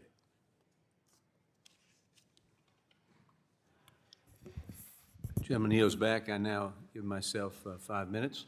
Witnesses. For many small and medium private companies considering an IPO, the decision often comes down to whether the benefits of accessing public markets outweigh the risk of compliance. But as we have seen in recent years, the shareholder proposal process can be dominated by a small group of activist investors advancing niche political agendas that have little to do with long-term value creation. At the same time, proxy advisory firms wield outsized influence over voting outcomes and operating with limited transparency and potential conflicts of interest. So together, these dynamics can create an uncertainty and additional costs that make public markets less attractive. So, Mr. Copland, can you explain why the existence of both radical shareholder activists and proxy advisory firms can be a deterrent for small and medium cap companies that are looking to go public?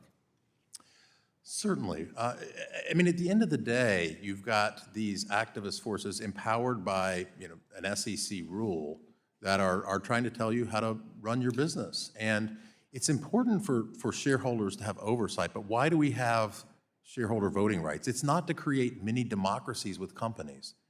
You don't have to be an expert, I say this in my testimony, you don't have to be an expert in public choice theory to understand that, it's hard for the political process to work efficiently. It's good that we have representation here, but this is not a body that's known for its efficiency. Businesses need to be efficient. So if you're trying to run a business, I mean, certainly we want them to come to public markets. It's a good way to allow original founders of the companies to get liquidity. It's a good way to allow everyday people on the street to get a piece of those returns. And when we're making it harder and harder for these public companies to do that, it hurts the average investor out there as well as the company's returns themselves. Sorry, as we have seen in recent years, the proposal process has been overtaken by activists who file dozens of proposals, many of them pushing political or social agendas that are far removed from adding shareholder value.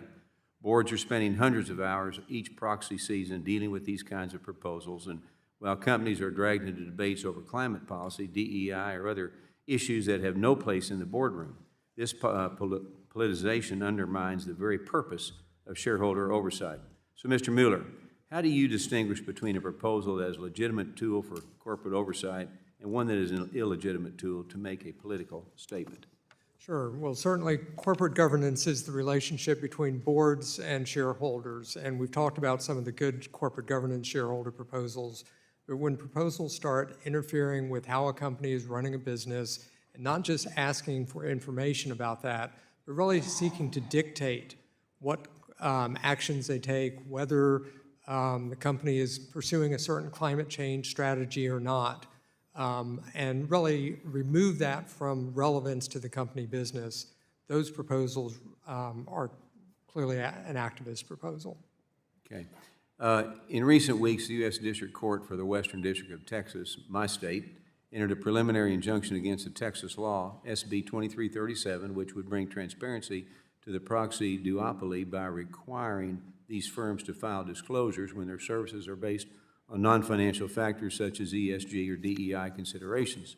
Recommend a vote contrary to company management's recommendation to provide conflicting advice across clients. So, Mr. Copland, again to you.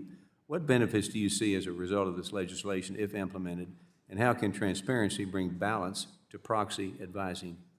Yeah, I think it's valuable to have transparency in this market too, right? I mean, at the end of the day, we have these voting rights because of agency costs. The people running the businesses aren't necessarily going to act in the best interest of the shareholders. That's why we want these voting rights. But these proxy advisors have more agency costs. So, ultimately, I think a federal solution here would be better. But it makes sense that in the absence of federal action or with legal contestation and withdrawals of various federal action in this, that a state's going to stand up for it. And again, corporate governance should be a state-level question. Disclosure, this is what my Yale law professor Roberto Romano called the genius of American corporate law. Disclosure at the federal level, substantive rights at the state level, this has worked. This is why we dominate world capital markets, and all of these trends are undercutting the secrets of that success. Thank you very much. I yield my time back. The gentleman from Illinois, Dr. Foster, is now recognized for 5 minutes. Thank you, Mr. Chair, and to our witnesses. I'd like to start by just pointing out that lengthy proxy statements, as was pointed out by Chair Hill, they're not necessarily an intrinsically bad thing by themselves. If I looked at the 4 companies he talked about where the length of the proxy statements had gone up by several 100%, well, the market cap of the companies involved have gone up by well over 1,000% over the same time period. So it's not necessarily, a trend that's out of scale with the increased complexity and size of their operations. Also, in the future, all of the shareholders are going to do what we're already doing already, which is to ask your personal AI agent to summarize these complex proposals. And they'll look at them in whatever level of detail they're comfortable with and want. And so it will be possible to get, for the average shareholder, to make a decision on the basis of the amount of information that they can actually absorb. So I think that same point applies to very complex regulations, where we're going to be able to use AI to tolerate very complex regulations because of the ability to chew through the complexity. I'd also have to say that I am in favor of making some tweaks to this. In particular, when I looked over the list of the requirements to bring forth a proposal, the point that you have to be a long-term holder, I think, is fundamental. I am very concerned about sort of the rise of meme stocks that I have with completely disconnected share price from any plausible future revenue stream from the companies. And that, if I was going to choose what hearing to have, that would be it, because that is generating huge misallocation of capital in our country. And so, and I would put not only GameStop but Tesla in that bin. No, this is not investment advice. I just want to make that clear. Another point is that political ideas have financial impact on companies, and you can't really hide from it. This is, we see that in the company I started 50 years ago that now manufactures most of the theater lighting equipment. when our country behaves badly.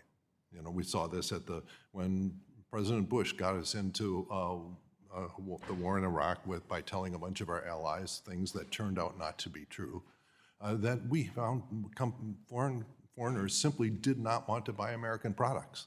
And if you ask yourself, why is it that we're now in our 6th month of manufacturing contraction since the start of Liberation Day? And this is not new. It's a repeat of what happened in the first term of the Trump administration, where his policies put us into a manufacturing recession 1 full year before COVID hit.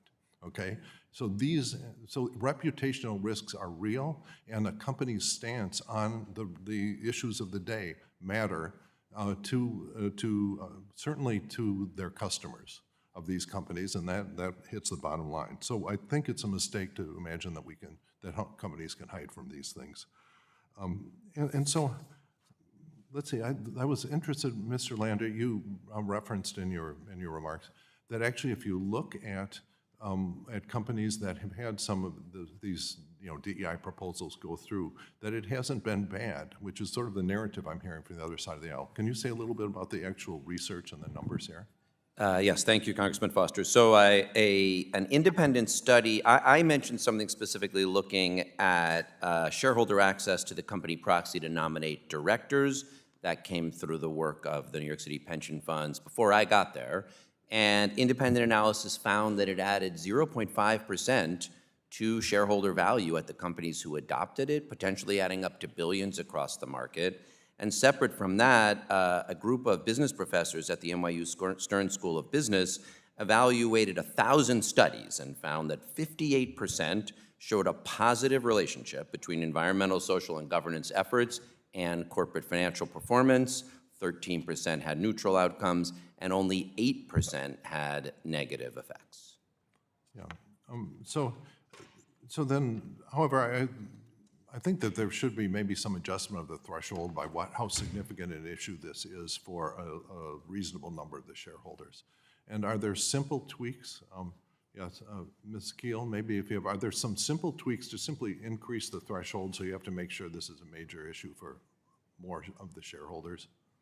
Sure. I mean, I think that would be the kind of easiest and most straightforward, right? To make sure that somebody who's submitting a proposal has the, as Mr. Copland said, an economic skin in the game, to make sure there's an alignment of interest. So that would be, I think, the simplest. But I think there are other ideas too, just about the resubmission thresholds, thinking about, whether or not significant social policy should be something that the SEC is deciding, or is that something that a company should be thinking about? Because the reality is that they're actually already thinking about all of these political issues, the tariffs, et cetera. They're thinking about those issues deeply in the boardroom before these proposals even come about. Yeah, and so I think that also strengthening the whole... Gentleman's time is up. Thank you. I yield back. The gentleman from the great state of Georgia, Mr. Loudermilk, is now recognized for 5 minutes. Well, thank you, Mr. Chairman. My bill, H.R. 3402, would amend the Exchange Act to require that institutional investment managers file an annual report showing how they voted and their alignment and consideration of proxy advisor recommendations. It would also require that institutional investment managers with over $100 billion in assets under management be required to clarify that shareholders are not obliged to vote every item and to conduct an economic analysis that a vote is in the investor's best economic interest. Mr. Copland, can you please explain the relationship between institutional investment managers and proxy advisory firms? In other words, why do institutional investment managers hire proxy advisory firms to start with? Well, because it's an extremely complicated thing to vote on all these proxy ballots. I mean, Comptroller Lander talked about they have 10,000 or some odd investments. That's true for a lot of these institutional investors. And they don't really get a competitive advantage. It doesn't help their investment return to be a better voter. So a really large family of companies, the Vanguards, the BlackRocks of the world, they have teams on this. Smaller institutional investors don't, as a general rule, or at least a lot of them don't, and so they need help to execute this. So there is an economic rationale there. They've also been prodded that way, as was discussed earlier, by both DOL rulemaking in the ERISA context as well as by the SEC in 2003, which sort of created this demand by for a while there at least, giving a safe harbor to rely on this investment advice. Okay. Can you explain what is robo-voting and why is it used by institutional managers? Yeah, robo-voting is basically just a catchphrase to discuss, we're going to basically effectively outsource our voting to the proxy advisor. And we commissioned a study by Professor Paul Rose in 2021 that looked at this, and we found a significant percentage of the market that was doing this, which is why when we studied ISS in 2012, we saw that for these precatory shareholder proposals, about 15% of the voting total was de facto controlled by ISS. Okay, so instead of just taking advice from the proxy advisory firm, they're just handing their vote over to them. Right, they're not making an independent assessment. Okay. Could robo-voting harm the clients of institutional investment managers? Could it harm their overall returns? It could.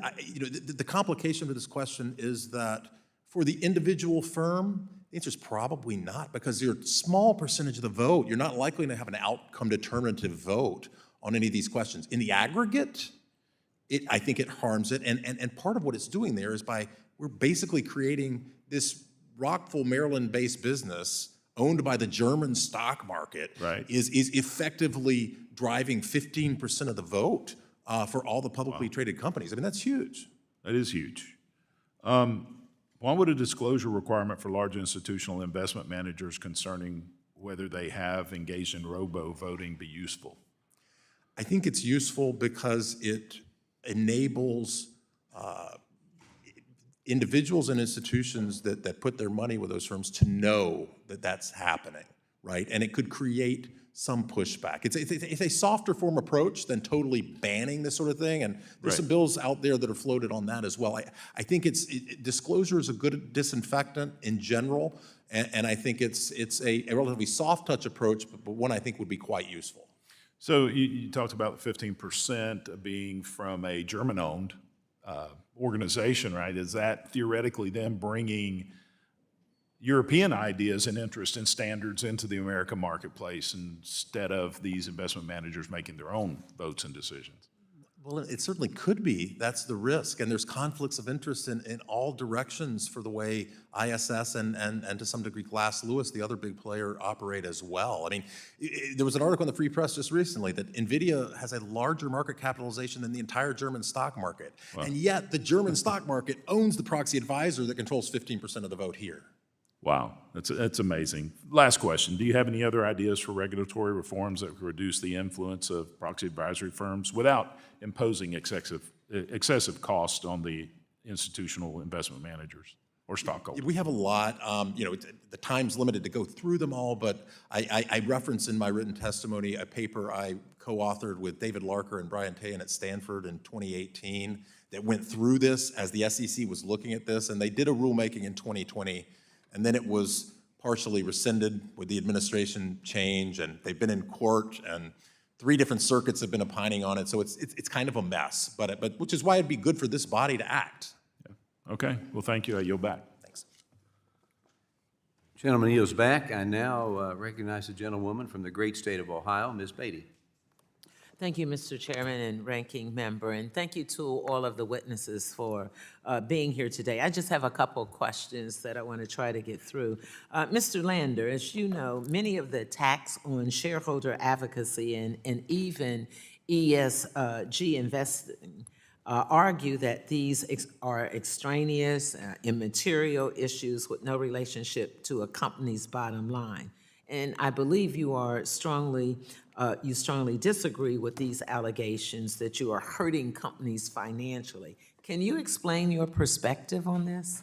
Well, first, I find it especially funny when people attack ESG as not relevant to corporate governance when the G stands for governance. So outlawing ESG proposals, but saying, no, we're fine with a proposal about executive compensation or the role of the board. I mean, just read the words. Like, that's what governance is. Attacks on ESG are attacks on corporate governance. That's what they are. And then I thought, actually, that Representative Foster made this very clear. There's this idea that if you say pecuniary, somehow you're excluding everything I don't like, and only including profit makes no sense at all. You're evaluating risks like, will there be new regulation by Congress on some area that might be affected by the business we're investing in. If, we had concerns at Tesla when Elon Musk left as CEO and there was no CEO, but we also had concerns that if he was pursuing action that was going to make it harder to sell EVs through action he was taking here, that was going to be bad for EV sales. Well, that's pecuniary if you're a Tesla investor. So there is simply no way to draw a neat line, and that's the job of investors, to evaluate this broad set of regulatory and operational and legal and governance and, sure, environmental and workplace risks. Why stop investors from getting all the information that they need to make their own decisions? If other investors don't want that information, that is fine. I'm not telling them how to invest, but I don't understand why members of Congress are trying to tell me how to achieve my fiduciary duty to my beneficiaries. Thank you, and thank you, Mr. Foster, because I think that was a good segue and allowed you to respond. Let me move on. I'm going to stay with you on this next question. While numerous red state treasurers and financial officers have written companies calling them to abandon working together on climate change or to end their diversity, equity, and inclusion programs, I understand that financial officers in blue states have also written to companies they own to invest in investment managers that they use, urging them to stand firm in their support for sustainability programs, citing that it also promotes long-term shareholder values.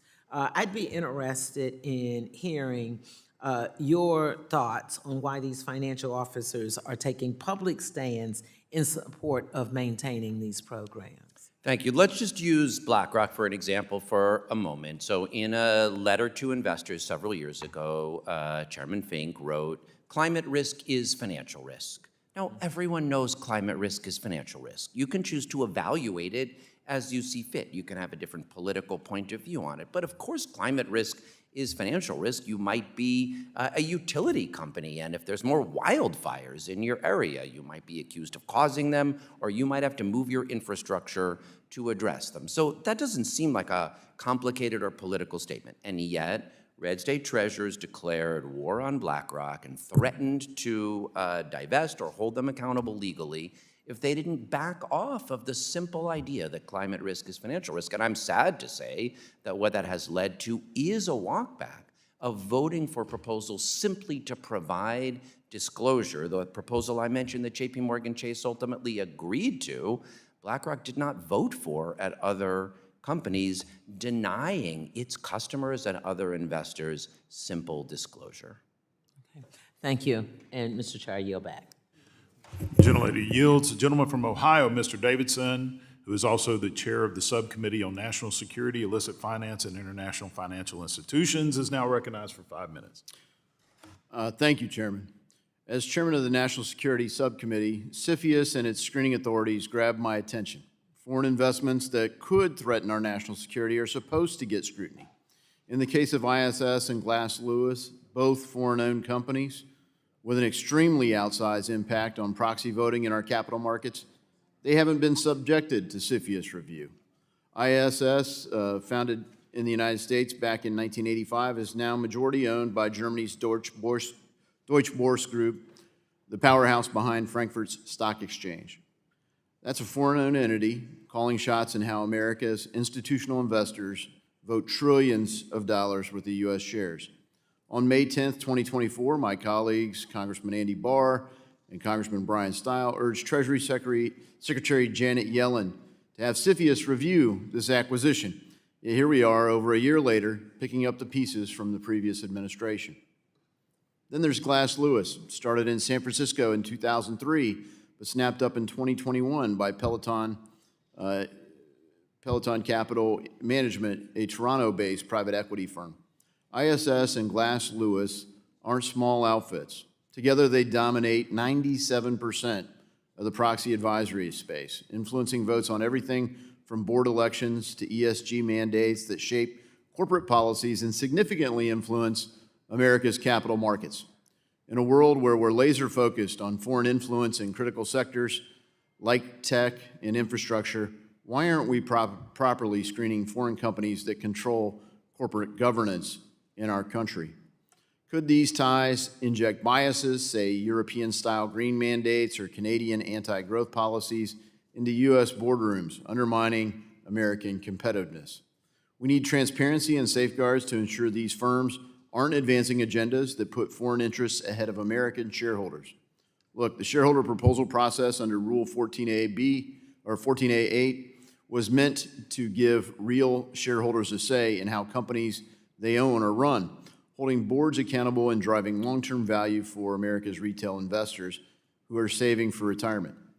But under the Biden administration and SEC Chairman Gary Gensler, it's been turned into a playground for activists and special interest outfits shoving their ideology and political crusades down the throats of companies that just want to focus on growing their business and raising capital. Why go public in America when you can dodge this regulatory circus? Congress has to get in the game with real reforms to Rule 14a-8, jack up ownership thresholds so you've got actual skin in the game and a holding period, beef up exclusions for this irrelevant ordinary business meddling, and slam the door on resubmissions for proposals that keep bombing us at the ballot box, all propped up by two proxy advisory kingpins. And speaking of those kingpins, ISS and Glass Lewis, with their 97% stranglehold on the market, they're the real enablers here, steering institutional votes like puppets without a shred of accountability or transparency. Their recommendations are really activism masquerading as advice, turbocharging robo-voting. And it's time to break this duopoly and let free markets actually work. Mr. Mueller, you've seen thousands of proposals up close. Why has the number of social and environmental ones exploded, and why do they mostly fail but keep coming back? The factors here are really the professionalization of the shareholder proposal process. There are the advisors out there deemed representatives that are out marketing themselves and saying, we will handle the shareholder proposal process. You can sit back and we'll submit this proposal. And they're not just asking for information, they're trying to influence outcomes and saying, this is what we've done. With their effort to influence those outcomes, do you worry about, threats to American interests or even national security? Certainly I do, because they are focusing on one aspect of a company's operations. The management, who also has fiduciary duties to all the shareholders, to all shareholders, know the company best. They, as Mrs. Keel has said, have often already considered these issues. They're often addressing the issues the way they view best for all shareholders. Thank you so much. Mrs. Keel, I'd love to talk to you about your work at Exxon. And in their case, BlackRock voted shares that seemed to conflict with Exxon's interests, but certainly advanced BlackRock's. And so we have a large range of questions that I'll address for the record. And I have some for you too, Mr. Copland. My time's expired and I yield. The gentleman yields back. The gentleman from Illinois, Mr. Caston, is now recognized for 5 minutes.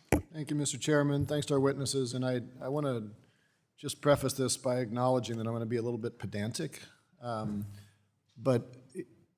This conversation is, I'm trying to find a polite way to say this, it's really dumb.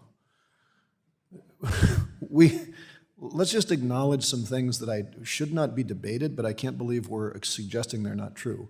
Shareholders are actually the people who own companies.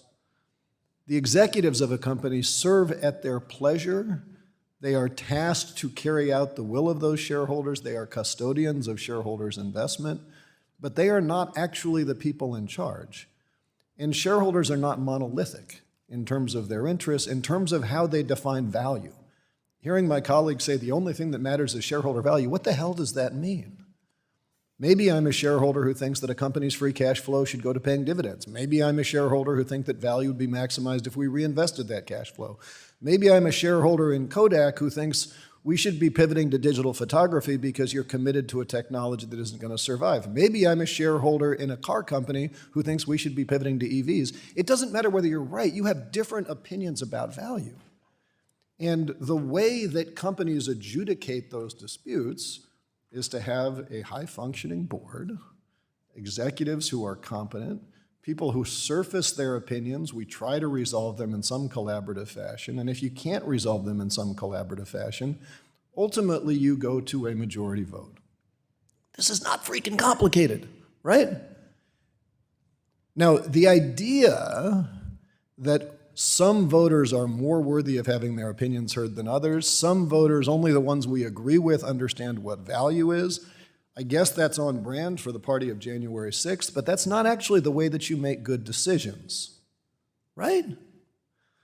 So I say this not as a member of Congress. I say this as someone who spent 16 years as a CEO, who ran a company where I was a minority investor because I didn't have the couple $100 million that we needed, so we had a bunch of other money that came in, and sometimes I disagreed with our investors, sometimes I persuaded them of my opinion, sometimes they won, sometimes I won. I maintain I was probably right more often than I won, but it didn't matter, right? I didn't have the votes, and our board understood, and I understood, that sometimes my economic interests were at odds with the shareholders, right? Now, I could have come to Washington and said that as an activist for the interests of minorities, I will come here and represent our nation's poor, underappreciated CEOs. But I don't think that's actually the way economy works. So Mr. Mueller, I guess, do you agree that there are conflicts of interest and that, I don't know, like, you know, when Enron collapsed, was a part of that because of board oversight failures and conflicts of interest with management? Just yes or no? Yes. Okay. And do you agree that it's important for boards to have independent directors who are distinct from management? Yes. Okay, good. So does the New York Stock Exchange, so does NASDAQ. That all makes a lot of sense. Ms. Keel, would you agree that transparency in executive compensation is a good thing to have in corporate structures? Yes. Would you agree that shareholders should have a say on board of directors' compensation? Yes. Under the Dodd-Frank Act, are companies legally required to act in response to a shareholder vote on executive compensation? No. No, they're not. They're non-binding advisory opinions. In general, are companies legally required to take action on shareholder proxies? Technically, no, but effectively, yes. Well, according to your firm, said, quote, shareholder proposals are typically advisory in nature and not binding on a corporation. That's technically That is true. all my experience. That is the law. We're talking about the law. We're not talking about technically. We're talking about should we change the law, and we are in agreement that the law does not actually say these proposals are binding. The law says they are advisory. They get factored in, and then we have a high-functioning board. You know, Mr. Copland, you had said earlier that I think you had a on public choice theory, and that Congress proves that you shouldn't just decide things by majority vote. That's not how boards work. As we just established, the law says that these are advisory opinions. So we're sitting here having this whole conversation about a boogeyman who doesn't exist. This conversation is about, do shareholders have rights? Do shareholders own companies? And do they have any rights to express their opinions of value in corporate boardrooms? Mr. Lander, you want to add anything here? Am I missing anything as a fiduciary? That was very well said.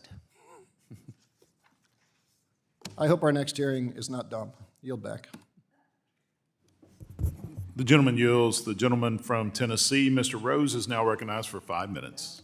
I want to thank Chairman Hill and Ranking Member Waters for holding this hearing, and thank you to our witnesses for taking time out of your schedules to be with us today. Mrs. Keel, I wonder if you might like to expand on the response there to Mr. Caston about the nature of the issue.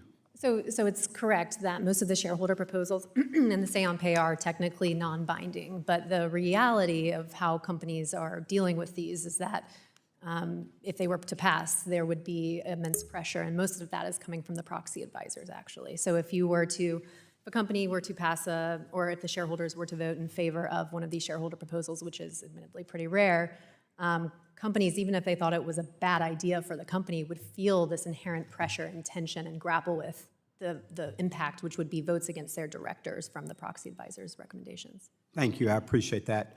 Mr. Mueller, how transparent is the SEC's no-action process, and are there consistent principles, or do outcomes shift from year to year? Thank you. If I can just add to the last response, I want to note that under Glass-Lewis's proxy voting policies, if a proposal gets a vote above 30%, not a majority, then the board is expected to take some type of action risk having glass loose recommend votes the following year. So some of what we're hearing is not how it operates in the real world. The SEC's proxy rules have really shifted over time, shifted with the political winds. As Mrs. Keel has said, they use vague terms that are open to interpretation and really complicate and make the process more expensive for both proponents and companies. Thank you. I appreciate that insight. And so, Mrs. Keel, back to you. Can you please explain why it would be useful to raise the resubmissions thresholds that are currently in Rule 14a-8 I-12? Sure. So, I think we use the word shareholder democracy a lot and wanting to protect shareholder rights. And I think, the resubmission threshold is so important because if shareholders vote for and we let the proposal go back on the ballot the very next year, what does it mean to have a voice, right? For those 9 shareholders who voted against it, why are we putting it back on the ballot when it was very clear that there was not support for this? So I think that's the first point is really respecting a shareholder's vote. The other thing that I think we need to really think about carefully as we, consider whether to revise the standard is what does it mean to be substantially similar subject matter? So it's not just the number of the threshold, it's how it's applied. What is the scope? Is it a carbon copy? Is it a general topic? That's something that we would need a lot more clarity on because right now the SEC applies it so narrowly. Sure, and I think as a shareholder who actually reads these things and tries to be thoughtful in my responses, I think we all have to acknowledge that when we ignore that the shareholders have rendered a verdict, if you will, yet it comes back, the inevitable inclination is to think, okay, this issue must have more support than it appears to, right? That's just kind of a natural human response, is that something that keeps getting put back in front of you is going to, kind of persuade, if for no other reason that it's presence. Do you agree with that? Completely. And does the outcome in these things reflect that kind of natural human tendency? Yeah, absolutely. It puts a magnifying glass on the issues, and that's the point of my testimony, of that you get to basically buy this megaphone and this platform to put forward these, sometimes important issues, but not necessarily relevant to a company. And I think that it can kind of distort what companies should be really focused on. And Mrs. Keel, again, do the procedural requirements for a company to exclude a proposal create an excessive and expensive burden, even for proposals that are clearly non-material? Can you explain why this is? Absolutely. So there are 3 things. One would be the fear of the proxy advisors, right? So if you know for a fact that a proposal is not accurate, maybe they didn't have enough shares, they missed the deadline, some sort of clear procedural deficiency, companies will still go ask the SEC for their official no action relief because they're afraid that the proxy advisors are not going to vote against their directors for not doing so. Then they're also afraid of the shareholders themselves and bringing some sort of litigation and joining their annual meeting, which would be an absolute disaster kind of in corporate world. And then they're afraid of making the headlines, right? If you go against the grain and do something that's different, it can be problematic. Thank you. My time has expired. I yield back. The gentlewoman from Massachusetts, Ms. Presley, is recognized for 5 minutes. Thank you. Diversity, equity, and inclusion matter. Diversity means all people, veterans, LGBTQ, women, rural communities, Black people. Equity means fair access to opportunities. And inclusion means having a real pathway to the American dream. No executive order from Donald Trump is going to change that, and certainly no legislation from my Republican colleagues will, but that does not stop them from trying. Republicans are proposing bills that would make it harder or even impossible for shareholders to increase transparency around diversity hiring and inclusive workplaces. Shareholders want this information because study after study has affirmed that diverse teams create more money for companies. They're more innovative and are better and faster at making decisions. Diversity, equity, and inclusion is good for business, and it is good for the economy. Mr. Mueller, does Gibson, Dunn, and Crutcher value the practice of diversity and inclusion? And just a simple yes or no. Yes. Thank you. Mr. Chair, I would like to enter into the record this webpage from Gibson Dunn entitled Diversity and Inclusion. Without objection. Mrs. Keel, you are a partner at Jones Day. Does your firm value the practice of diversity and inclusion? Just a simple yes or no. Yes. Thank you. Mr. Chair, I would like to enter into the record this webpage from Jones Day entitled Inclusion. Without objection. Comptroller Lander, do you, as New York City Comptroller, value the practice of diversity and inclusion in your office? Absolutely. Thank you. Thank you for your express commitment today. I also want to commend you on your statement in February, pushing back against Trump's attacks on DEI, and I would like to enter that statement into the record. Without objection. Now, it is really wonderful to see this type of agreement, bipartisan agreement, by Republican and Democratic witnesses here today. However, the fact remains that the fiscally irresponsible policies from the White House, Republicans in Congress, are pushing people out of the workforce. Unemployment is on the rise, and Black women are bearing the brunt of the job losses. But what else is new? We bear the brunt of everything. Black workers are the last hired and the first fired. The alarming spike in Black women's unemployment is the canary in the coal mine, a devastating warning of where our economy is headed. That is exactly why I wrote a letter to Federal Reserve Chair Jerome Powell calling on the Fed to do its job and honor their statutory mandate to promote maximum employment and address this crisis for Black women. But it's not just the Fed who must take action. The SEC must too. Comptroller Lander, do the Republicans' proposed changes to SEC rules help or hurt transparency for shareholders? They hurt transparency for shareholders. Thank you. We need policies that empower shareholders and protect investors. Diversity, equity, and inclusion matter. It's good for business, it's good for families, it's good for the economy, and the data supports it. I yield back. The gentlelady yields. The gentlewoman from Michigan, the Republican Conference Chair, Ms. McClain, is now recognized for 5 minutes. Thank you, Mr. Chairman. I just want to make sure I'm in the right hearing. We're here to talk about proxy advisors. Am I? Okay, just making sure. All right. Let me start by saying this. This is my kind of stance, opinion, and I'd like to have a conversation around it. It seems to me that two proxy firms should not be deciding how trillions of dollars in shareholders' votes are cast. Would you agree with that? Anyone disagree with that? Thank you. Yet today, every American thinks they're investing in the market. But their votes are actually being hijacked and dictated by unelected, unaccountable, foreign proxy advisors. This is not, in my opinion, shareholder democracy. Instead, it's concentrated power that is unchecked, and it undermines the integrity of our capital markets. I believe proxy advisors should stick to providing what they do best. Research, right?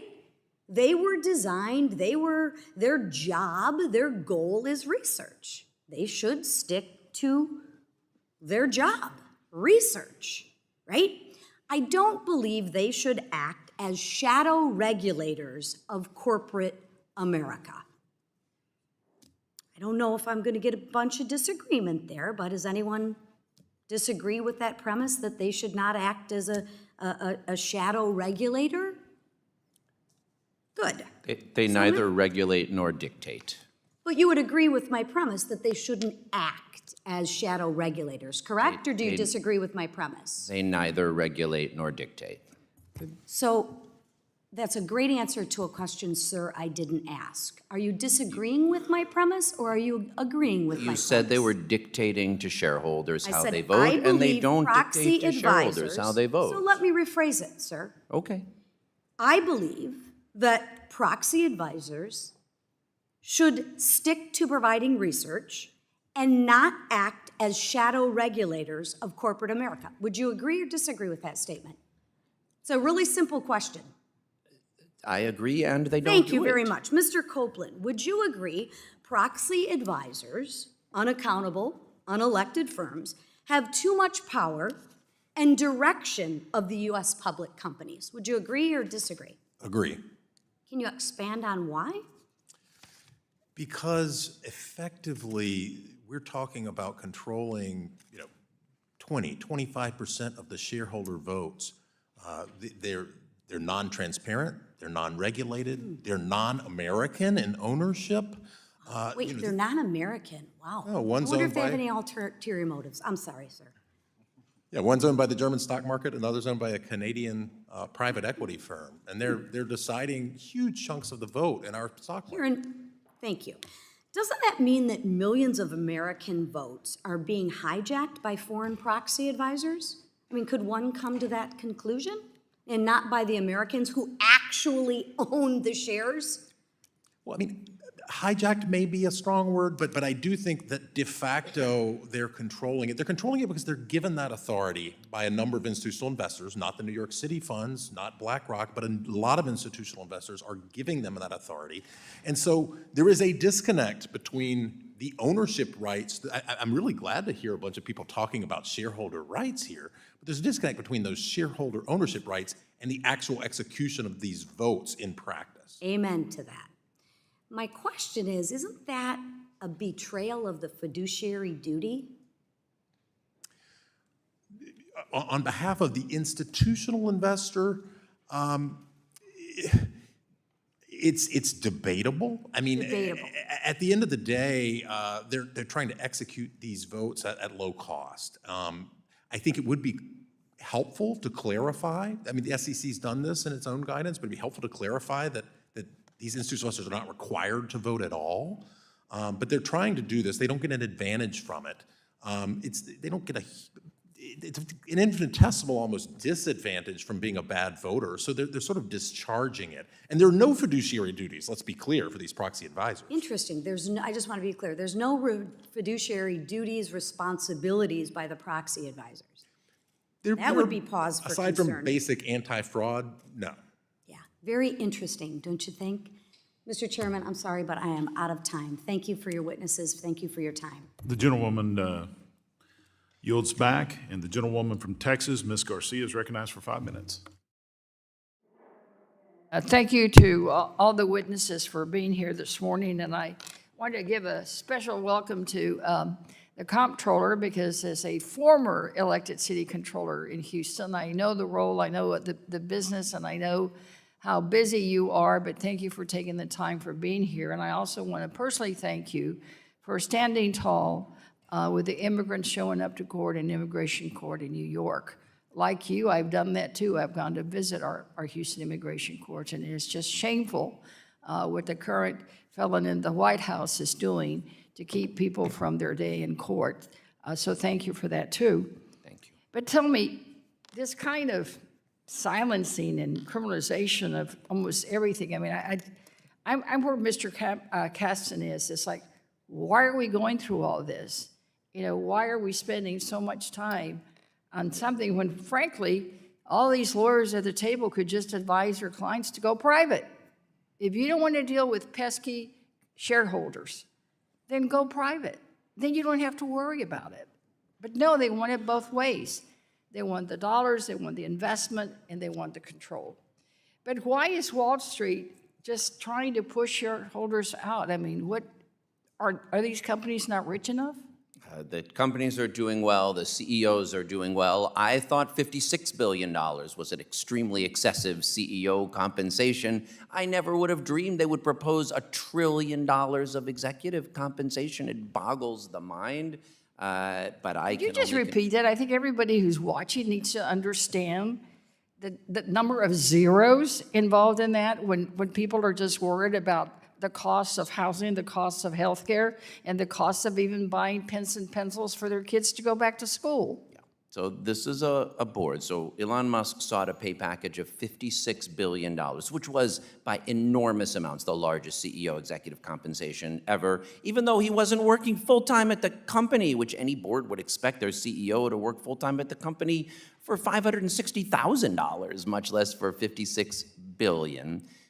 There was some objection from investors, so they re-domiciled the company in Texas. They are seeking to prevent shareholders from bringing shareholder resolutions. They are seeking to prevent shareholders from bringing securities litigation if their rights are violated. And now they are proposing to give him a $1 trillion payout, which I can only believe is like both to enrich him, but also to stick it in the eye of every hardworking person in America.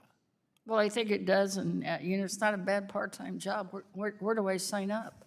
And it just baffles me that things like a shareholder proposal to get a report on the use of child labor law would be considered, outrageous, or a proposal for a company to conduct a health and safety audit regarding employee working conditions.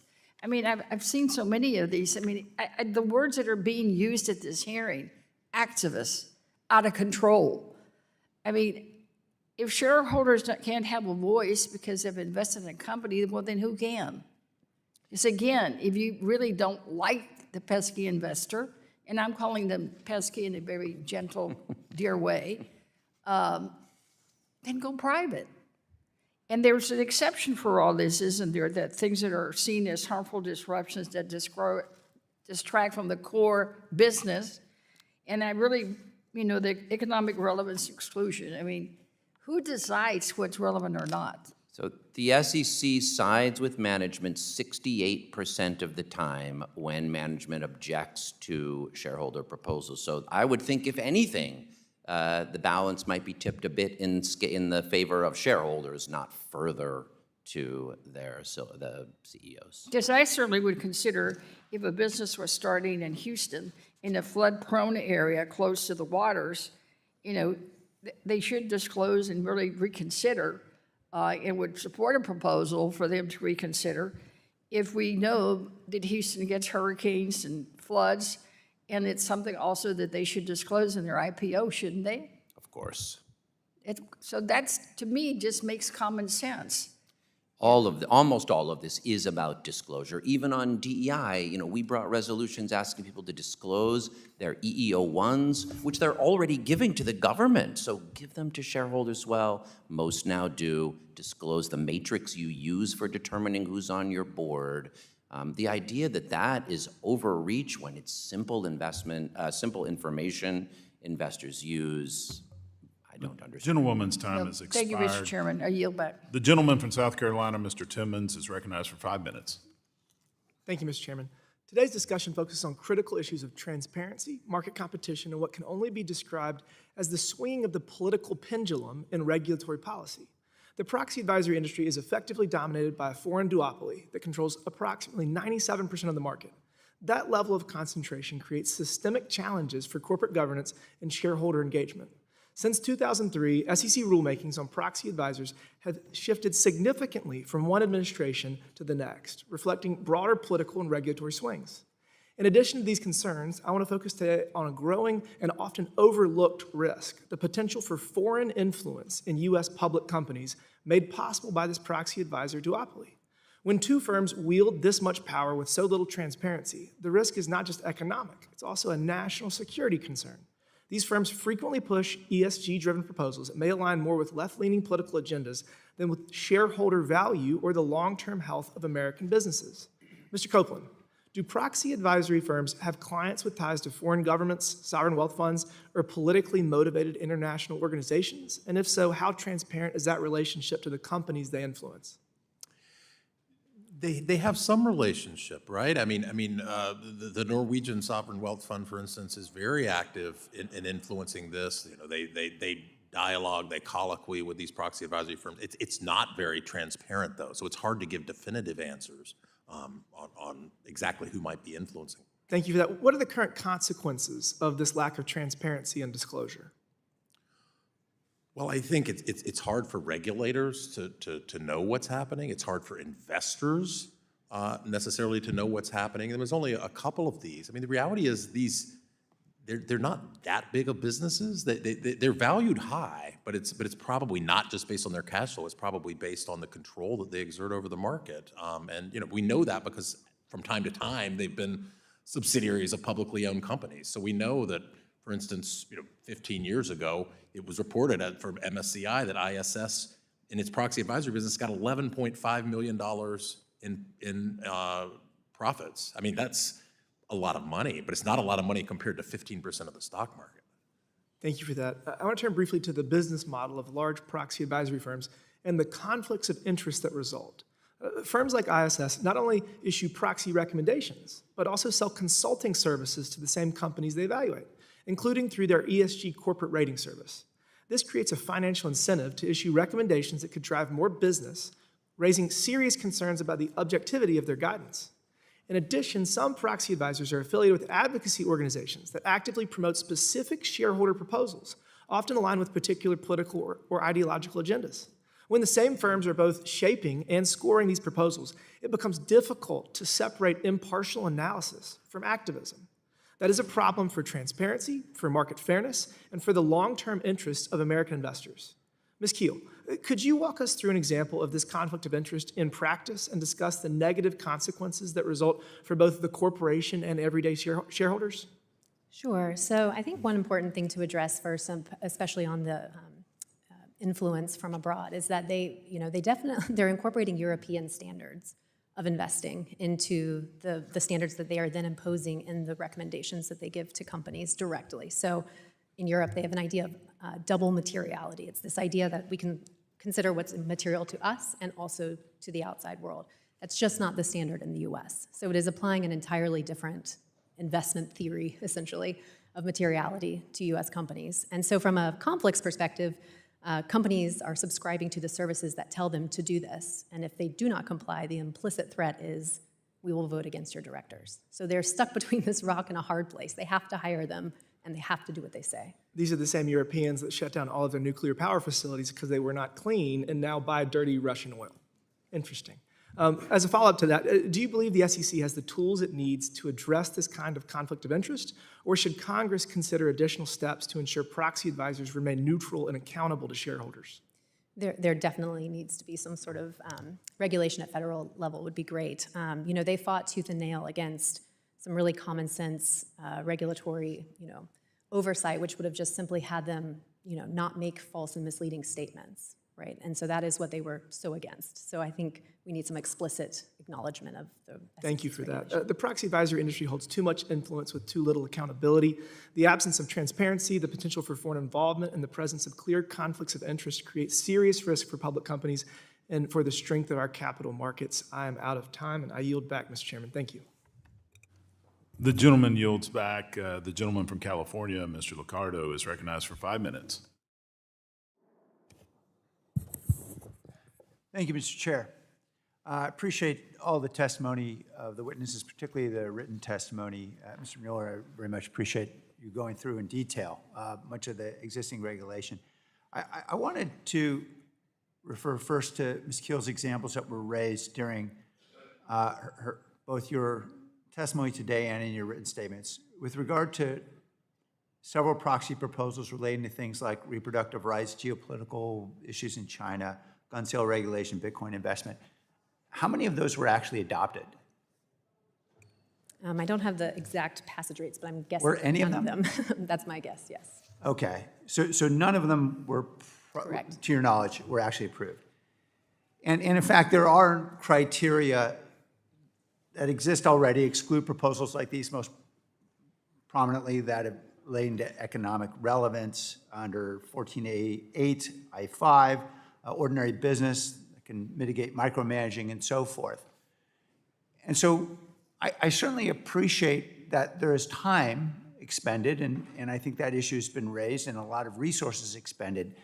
But fundamentally, the rules already exist to exclude many irrelevant proxy proposals. And in fact, the SEC appears to uphold management's decision to exclude them 68% of the time, according to Mr. Lander. So help me understand better what we're doing here. If the rules exist, why should Congress get involved if rules already exist to exclude irrelevant proposals? So happy to take that one. You know, it's not required to go to the SEC for no action relief, but it's become the thing that companies do. And so to deviate from that, there's even an example from a long time ago before my time where a company said, I'm just going to notify the SEC of an exclusion. And the SEC said, you know, you've got to go through the normal process, even though it's not required and even though it's just guidance, it's not law. But there's this feeling among public companies that you don't want to rock the boat, right? It's not, it can be intimidating to make headlines. It can be intimidating to instigate scrutiny from the proxy advisors because the stakes are so high. So they will just fall back on this, you know, reliance on this system because, you know, that's what people are used to, and the alternative is the unknown is too scary. I can appreciate the point. I've been in public life for a long time. It's just the fact that executives are uncomfortable doesn't feel like that's enough to justify congressional action here. And I guess what I'm particularly concerned about, Mr. Mueller, I appreciate very much both your and Ms. Keel's excellent written statements, but what I'm particularly concerned about is narrowing the definition of relevance to the point where very relevant considerations would be included. For example, on page 14 of your written statement, you refer to the proxy proposal requesting JP Morgan Chase to disclose clean energy supply financing ratios. That is the financing of energy generation, renewables versus fossil fuels. Now, I know there's a wide variety of opinions here about climate change in this room and perhaps in America, but don't you agree that it would be critical for a lot of investors to understand how JP Morgan's executives have internalized the litigation risks, the regulatory risks, the long-term risks of how it's deciding to finance energy investments? Sure.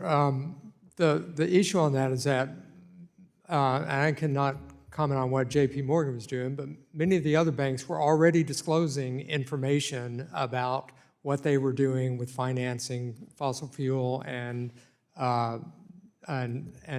non-carbon energy sources.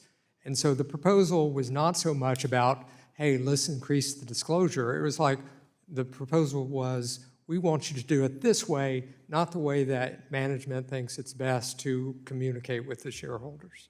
Okay. So you don't disagree that disclosure itself may be quite relevant in that context? Because after all, BlackRock, in its 2021 Global Insurance Report, consulted 362 insurance company executives, and 95% of them confirmed the climate risk would have a significant impact on their portfolio construction over the next 2 years. So this is a relevant consideration, is that right? Yes. It is. Okay. I just want to make sure here in Congress, we don't decide to start excluding very relevant considerations from whatever we define to be appropriate proxy proposals. I think the issue is what is relevant, and when under slab 14L in the Gensler administration, the first year that came out, only 35% of the proposals were excluded. Thank you. The gentleman from Pennsylvania, Mr. Mueller, is now recognized for 5 minutes. Thank you, Mr. Chairman. Thank you to our witnesses very much. Last Congress, this committee pushed back against Biden regulators who imposed ESG mandates that elevate social or political agendas above material business decisions. This was most evident in the previous SEC's climate rule. Republicans were largely successful in restoring materiality and the guiding principle in disclosures and the shareholder proposal process. However, proxy advisory firms, through their concentrated influence, often function as de facto regulators by recommending ESG votes for shareholders when voting on board decisions. It's not about being against ESG as an investment choice. If individual investors want to prioritize environmental, social, or governance factors, that's their freedom. What we do is what we oppose is when these ideological views are mandated, when investors are forced to comply with burdensome regulations that prioritize political ideology over sound financial decisions. So, Mr. Mueller, Chairman Gensler, under Chairman Gensler, the SEC issued Staff Legal Bulletin 14L, which required companies to include shareholder proposals on broad societal issues, even if they were immaterial to the company. What effect, in your view, did that shift have on companies and their shareholders? It resulted in a lot of wasted effort by both the companies handling these shareholder proposals and by shareholders at large who had to review and vote on these proposals and overwhelmingly voted against them. They said they were a waste of time. Thank you. From your perspective, advising large companies, as you do, what are the costs in terms of time and resources that you just alluded to for companies to respond to such proposals that have no material connection to its line of business? Yes, and both my written testimony and Mrs. Keel's testimony lays out all the actions that are borne by that. And again, it's important to bear in mind this may be a shareholder who has only owned $2,000 worth of stock. I bless those shareholders. It's good to have small shareholders, but when they are putting all that burden on the company at large, you have to question whether that's a rational system. Okay, thank you. Mrs. Keel, when the SEC refuses to block an ESG proposal for being immaterial, courts often treat that refusal as a green light. Doesn't that, combined with proxy advisors recommending yes votes, turn immaterial proposals into mandates in practice?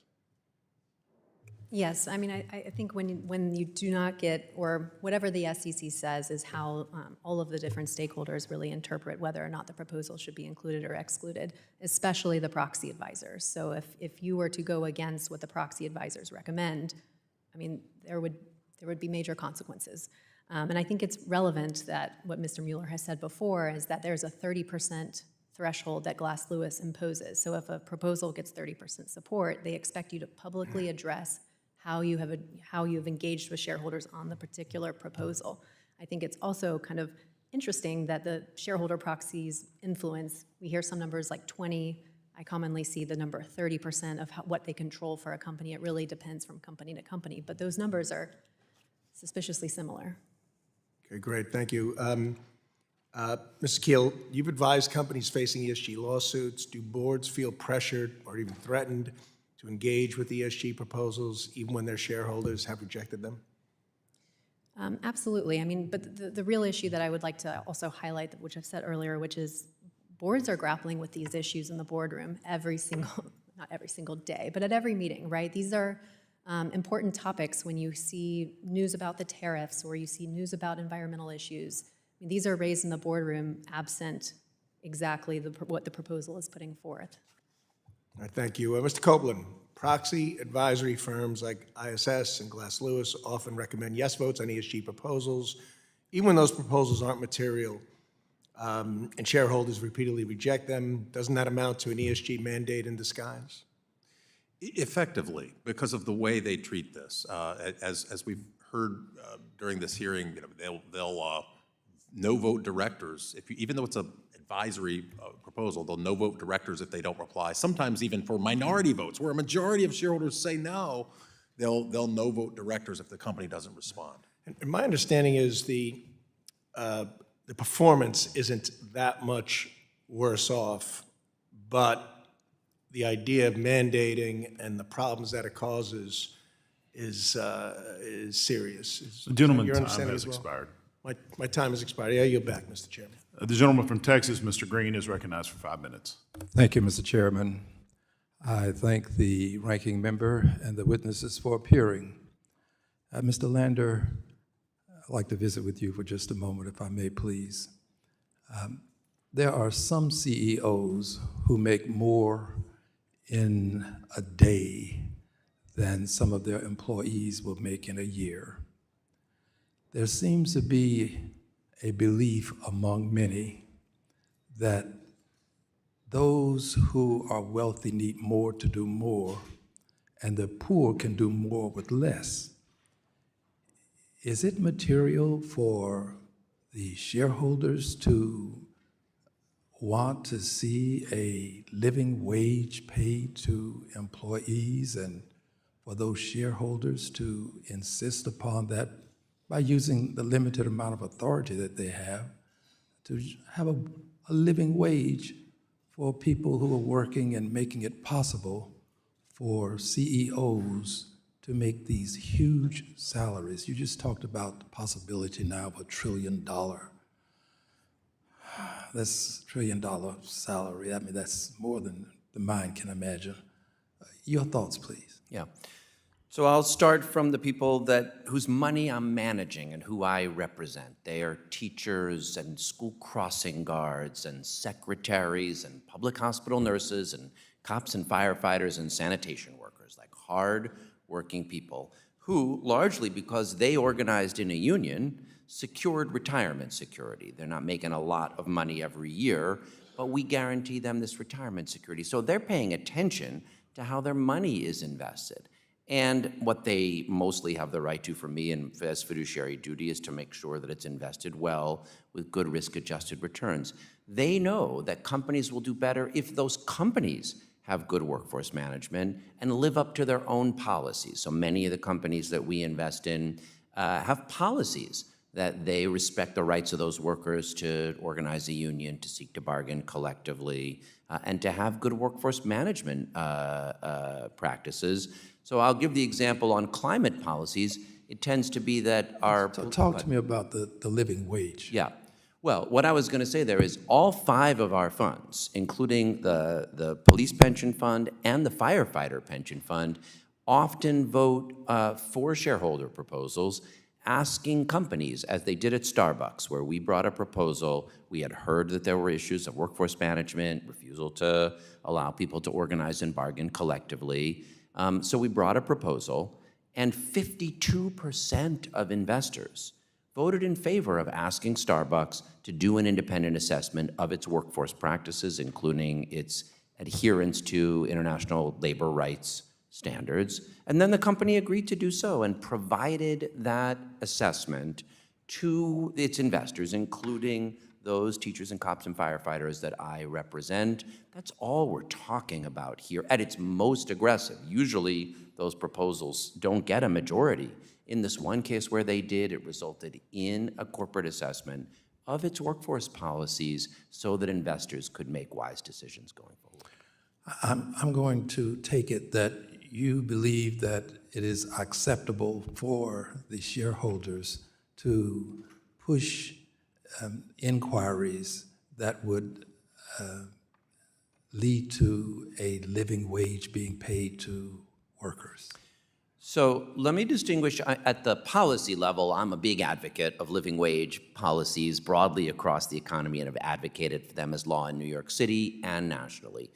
As an investor, I have fiduciary duty to focus on risk-adjusted returns to shareholders, and so I focus on workforce issues broadly, because if you immiserate your workforce and you have such rapid turnover as Amazon does, for example, that's a risk, not only to the workers, agree, and let me but to just investors. add this as we close this. When we're making these decisions to pay the CEOs billions, we don't seem to get into the question of how this is going to have this level of adversity as it relates to the business model that the company has. But when we talk about the people who are making $7.25 an hour or some amount of money that CEOs will give as a tip as they leave a restaurant, it becomes a big issue.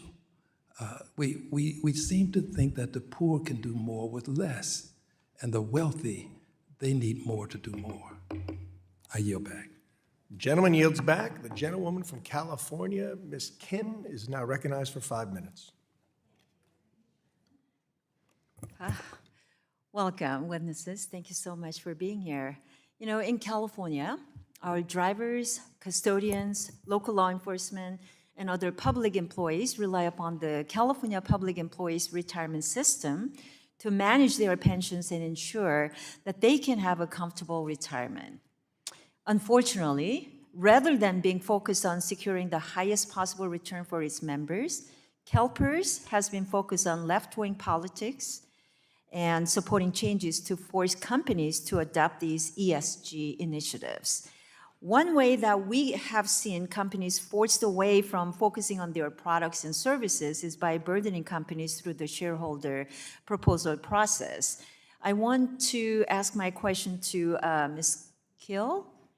What are the steps that a company takes when it receives a shareholder process or proposal? Sure. So first, it will decide whether it is actually substantially implemented already, whether it's considered it. It'll then go into whether investors have raised this as a particular issue that they actually care about. And then it'll assess what is the harm that could come from this, right? It's a risk mitigation analysis at the end of the day. So is it going to jeopardize legal privilege? Is it going to disclose some sensitive competitive information? Is it going to disclose sensitive employee information, which is what a lot of the reports would request? Is it legal? There are examples of shareholder proposals being put forth that would, if they were to be implemented, would actually be illegal. We've seen this in the insurance industry and with respect to diversity and equity and inclusion proposals. And then lastly, you have to evaluate whether it's actually going to harm the company, right? So then there are examples of proposals that are effectively trying to hurt a business. One example would be to a pharmaceutical company, asking them to stop issuing patents or do reduced patents. Another example would be asking an energy or oil and gas company to reduce Scope 3 emissions, since that would require them to reduce the sale of their actual products. What about the costs that companies are burdened with when dealing with shareholder proposals that may not be relevant to the business activity? So I think there are costs that the SEC has said it's, maybe upwards of $150,000. There have been other studies that put that at a top of, $600,000. But I think that that's actually, it's nice to have those dollars and cents, but it's really the intangible energy and effort that goes into these that is really hard to quantify. So that analysis that I went through, that's just a kind of drop in the bucket in terms of the focus. Mr. Mueller, can you talk about if the investors are the ones that bear the burden of the costs and consequences of non-material shareholder proposals? Can you talk about that too? Yes, they bear those expenses and typically vote down these proposals, particularly in recent years as the proposals have gotten more extreme, more prescriptive. The votes are dropping down, and large shareholders are coming to the company saying, "Why are we even having to deal with this?" And so they're not happy either. Let me talk about another issue. Companies, they want to be focused on delivering great products or services and continuing to innovate. But when they spend thousands of hours attempting to deal with the shareholder proposal regarding whether they will go from plastic straws in their cafeteria to paper straws, that is vital time and resources that's taken away from improving the business and customer experience. And CalPERS should return to being focused on its stewardship of the retirement of my constituents and not supporting a left-wing political agenda. So another concern I have is with the duopoly in the proxy advisory market and ISS and Glass Lewis's lack of economic analysis. So in July of 2023, ISS testified that the firm does not generally conduct an economic analysis before providing a vote recommendation. And last year, Investment Stewardship Global Head of ISS stated that on that CNBC interview, that the firm leaves the investment thesis up to the investors. So I want to ask you a question, Mr. Mueller. Have you observed anything that would lead you to believe that ISS or Glass Lewis evaluates the specifics of each shareholder proposal at each company? No, there's nothing in their voting recommendations report suggesting that they're evaluating other than intangible speculative risks. Okay. When economic analysis is not the guiding principle of shareholder proposals, then it leaves one to question whether what the guiding principle is. So, the gentlelady's time has expired. Oh, can I just finish my sentence? Go ahead. The takeaway that I'm left with is that personal and political bias are what guide the recommendations of Glass Lewis and ISS. So it is also concerning to me that IS and Glass Lewis appear to have a significant conflict of interest. And I just wanted to share that and put it on the record, the concerns I have. Gentlelady yields. The gentleman from New York, Mr. Richie Torres, is now recognized for 5 minutes. Thank you, Mr. Chair. Republicans often accuse Democrats of, quote, politicizing capitalism. So I have a simple question for the Comptroller. Who's the most efficient allocator of capital, Donald Trump or the free market? The free market. Okay, because Republicans believe the answer to that question is Donald Trump. So it sounds to me like you're much more capitalist than your Republican critics. Republicans have no objections to socialism so long as it's Donald Trump doing the socializing. A wise person once said, if you don't have a seat at the table, then you're probably on the menu. And Rule 14a-8 ensures that shareholders have a seat at the table. It promotes the democratization of corporate governance. It brings checks and balances, accountability, and transparency where none would otherwise exist. The purpose of securities law, as I understand it, is to correct information asymmetries and to level the playing field between issuers and investors. Mr. Comptroller Lander, do you worry, as I do, that the Stop Woke Investing Act would undermine the very purpose of securities law and radically restrict the flow of material information to shareholders? Yes, I do. And Republicans often accuse cities like ours, like New York, of, quote, woke investing. What were the most recent performance returns of the New York City pension system? Let me get the numbers. We just announced at June 30th that for the year ending June 30th, we had one-year returns of 10.3%, exceeding the state standard of 7%, and saving about $2 billion for taxpayers. So you saved $2 billion for taxpayers. And so under your financial stewardship, New York City has shown that it is possible to do well and to do good at the same time, that shareholder value and social responsibility can be mutually reinforcing. Now, under the Stop Woke Investing Act, the word material is radically redefined. It will no longer include, quote, any portion of financial risk that primarily relates to events that involve a high degree of uncertainty regarding what occur in the long-term future. And so with that definition in mind, I want to present the following hypothetical to you. I sit on the China Committee, and we in Congress have a bipartisan concern about rising tensions in the Taiwan Strait. So suppose I were a shareholder of the Taiwan Manufacturing Semiconductor Company, and I had a desire to file a shareholder proposal asking the company to disclose the possible impacts that an amphibious invasion would have on the advanced semiconductor supply chain in Taiwan.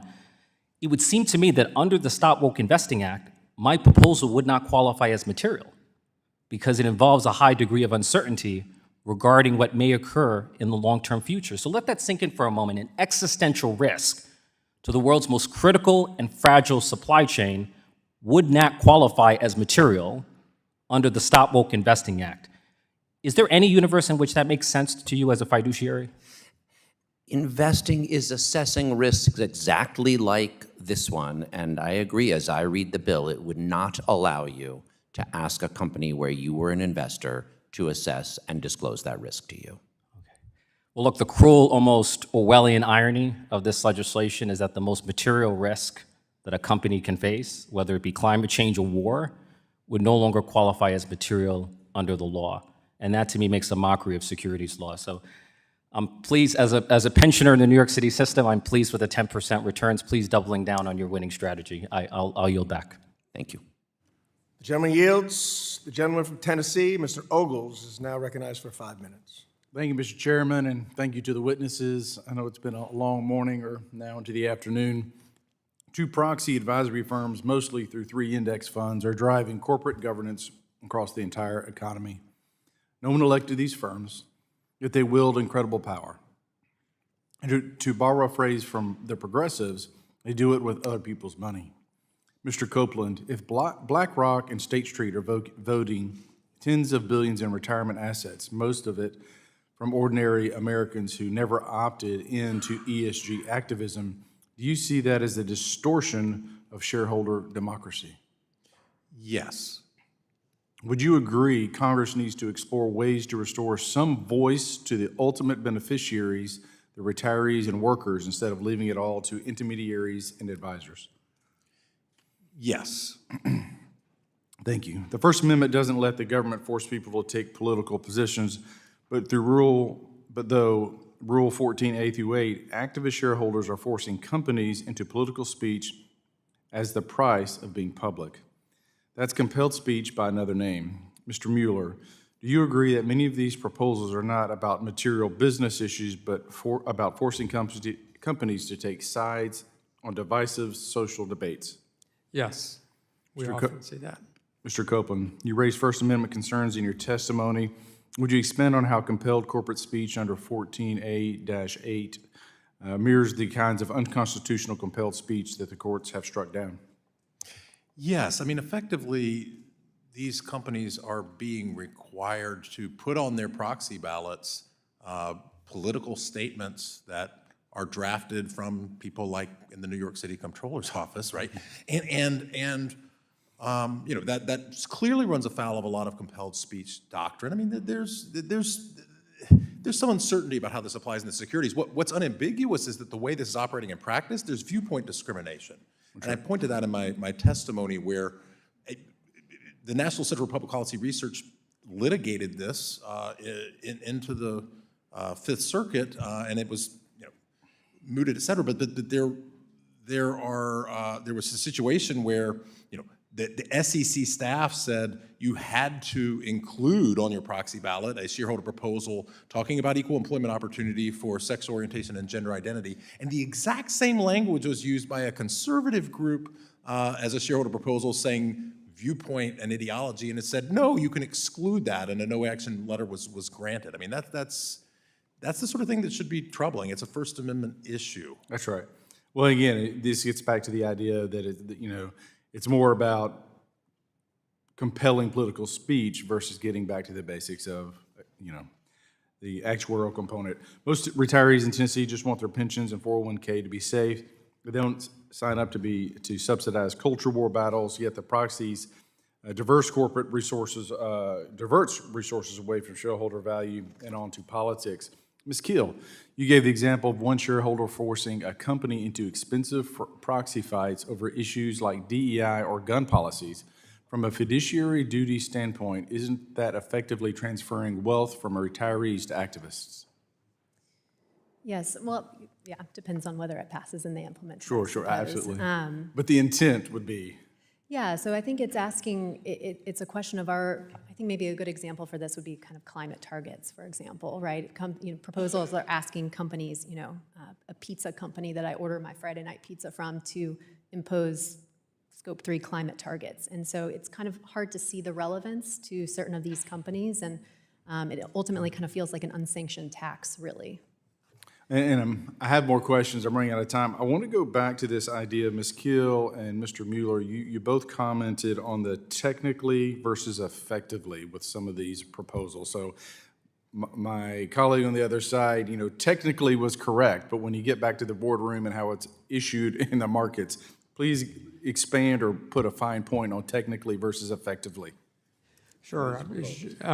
Companies don't want to be out there publicly opposing their shareholders. They want to be focusing on business and not being dragged into political debates. And so even oftentimes the vote is irrelevant. The shareholder has gotten the issue into the proxy statement, has forced the company to make a statement about it, and the shareholder doesn't really care what the vote is. They've achieved their purpose, and that's really kind of effective Gentleman's time has expired. Thank you, Mr. Chairman. I yield back. The gentleman from Michigan, you're recognized for 5 minutes. Thank you, Mr. Chair. Thank you all so much for being here.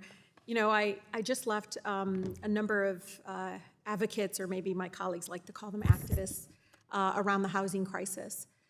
It was powerful speeches about just how terrible and horrific the housing crisis is across our country.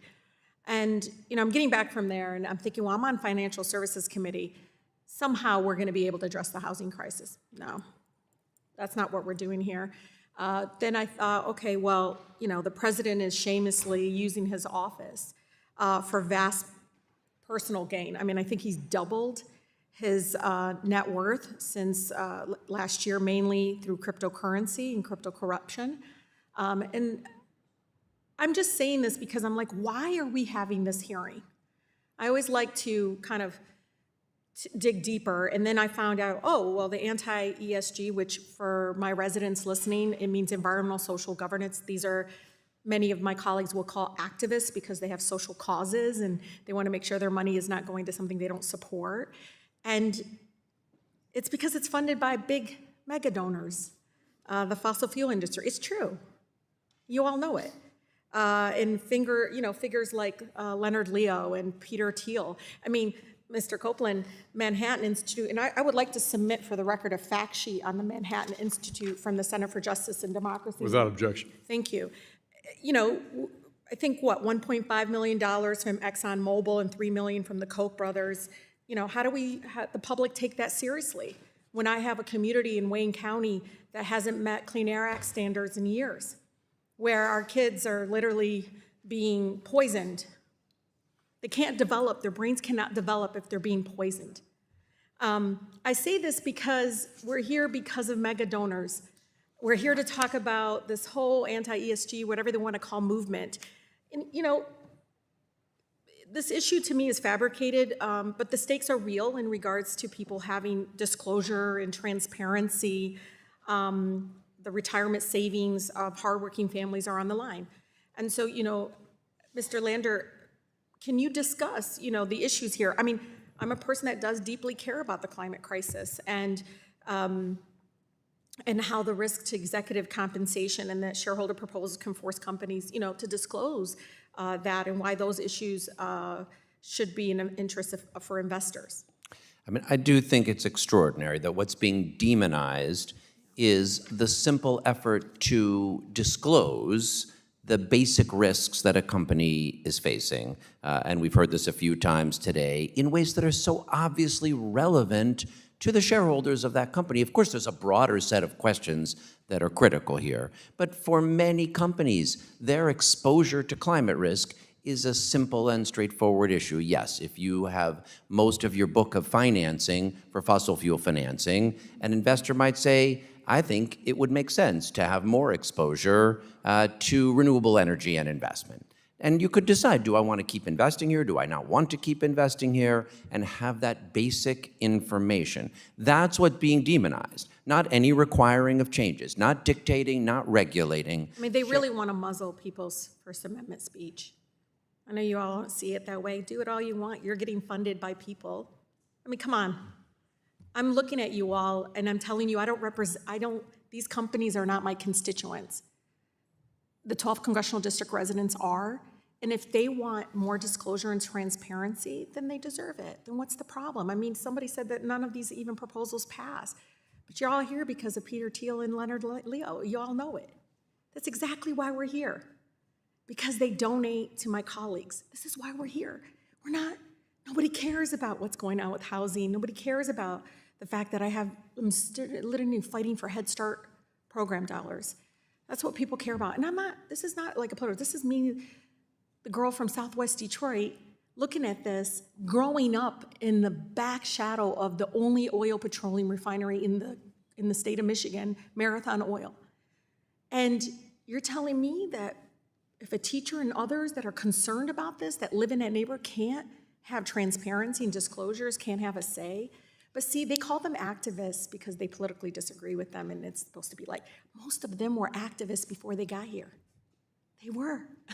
They might have been activists on issues that I might disagree with them, but I respectfully disagree, because I'm like, that's your right to disagree. So, Chairman, I wish we could do more on housing. We could do more on issues of corruption, and I look forward to that. Thank you. Gentleman from Iowa, Mr. Dunn, you're recognized for 5 minutes. Well, thank you, Chairman Hill, and thank you for all of you joining us here today. I will say that inflation and rising costs is directly impacting people in the heart of the heartland, including in my home state of Iowa. So as opposed to just talking about it, let's get after doing something about it. This situation was made worse by proxy advisor firms and their robo-voting that put millions of Americans' 401k and pensions at risk. This is happening as half of Iowans rely on some type of retirement account to pay for their future, their kids, 429s programs, or simply to buy a home. So let's get to it. Mr. Copland, are you aware that only 2 firms control approximately 97% of the proxy advisory market, and how does this effective duopoly really limit investors' choices? Yes, I mean, the percentage may or may not be exactly that, but it's a massive percentage. Over 90% of voting is controlled by the two foreign-owned firms, Glass Lewis and ISS. And how does it limit choices? I mean, listen, it's a hard market to break into because it's not a big market where you're going to get venture capital throwing money in it. There's not a huge amount of money in it. They're paid a premium because people want control over the voting, not because it's a great business model. But it also makes it very subject to capture for that reason, because it's not a business that could get a lot of public buyback. No individuals hiring ISS or Glass Lewis. And so they can be sort of captured by these activist forces, the professional activist forces, and they make more money when they're more supportive of this environmental and social activism because the companies pay them to leave them alone, et cetera, et cetera. So. And I think you're absolutely right here. These are both foreign entities influencing a U.S. market. Mr. Mueller, if investors are 20% more likely to oppose a management simply because proxy advisors recommend it, it doesn't show that these firms wield disproportionate power over the overall investor. Would you agree with that? Yes, I do, and it's not just correlation. There's evidence of causation. When these firms flip their votes, occasionally they do it. It's rare, but you see that 20% flip right away. All right, so now that we've kind of laid the base ground for this, let's consider the influence of proxy firms over voting outcomes. I think you would agree, as you just highlighted, that the practice of robo-voting, especially how robo-voting works, is not only troubling, but where investors automatically adopt a proxy advisor's recommendation, silences the First Amendment rights of our retirees. I've got a bill out there. It's called Protecting American Savings Act. It requires the SEC to finalize rules prohibiting the use of robo-voting with respect to votes related to proxy advisors. So, Mr. Copland, I'm going to come back to you on this.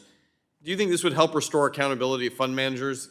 Many of them are handling trillions of dollars in retirement savings. Yes, as Mr. Copland said, many, particularly for many of the smaller administrators, there's no motivation for them to take the time to do an independent review and analysis and actually exercise their fiduciary duties before voting.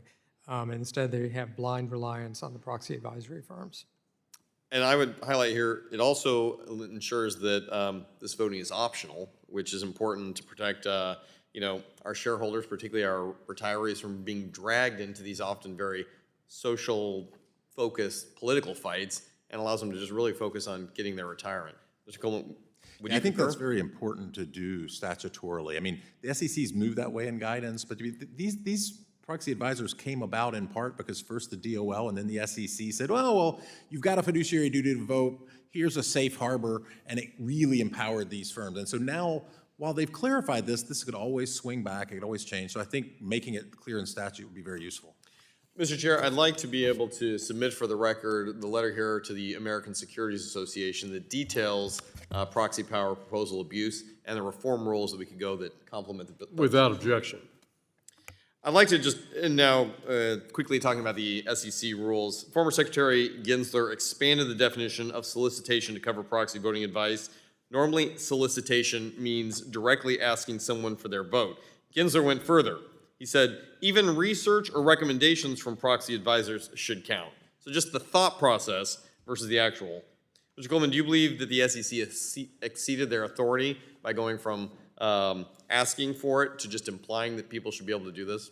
Yeah, I mean, the DC certainly just said that. When they struck it down, you're exactly right. But you know, that's why it's important for this body to act in this space, I think, because I do think that the proxy advisory firm should be regulated in some form. Yeah, absolutely. Thank you, Mr. Chair. Would yield back the remainder of my time.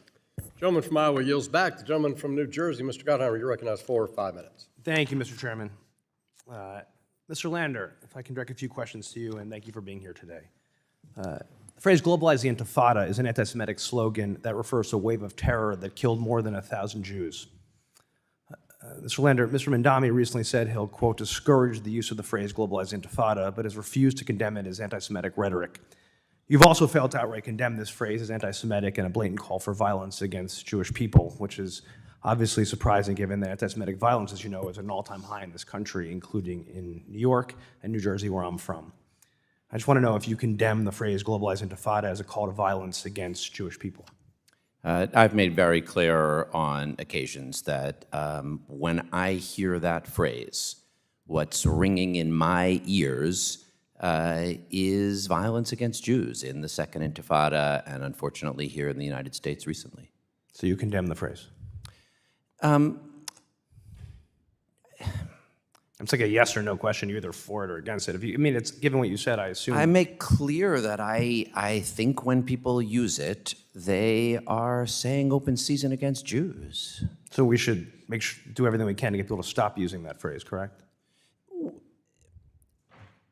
I wouldn't want a law against the phrase. I guess what I would say when you say everything we can do, I make clear how I feel about it and what I think when I hear it. Would I want a law saying that it was banned? I would not.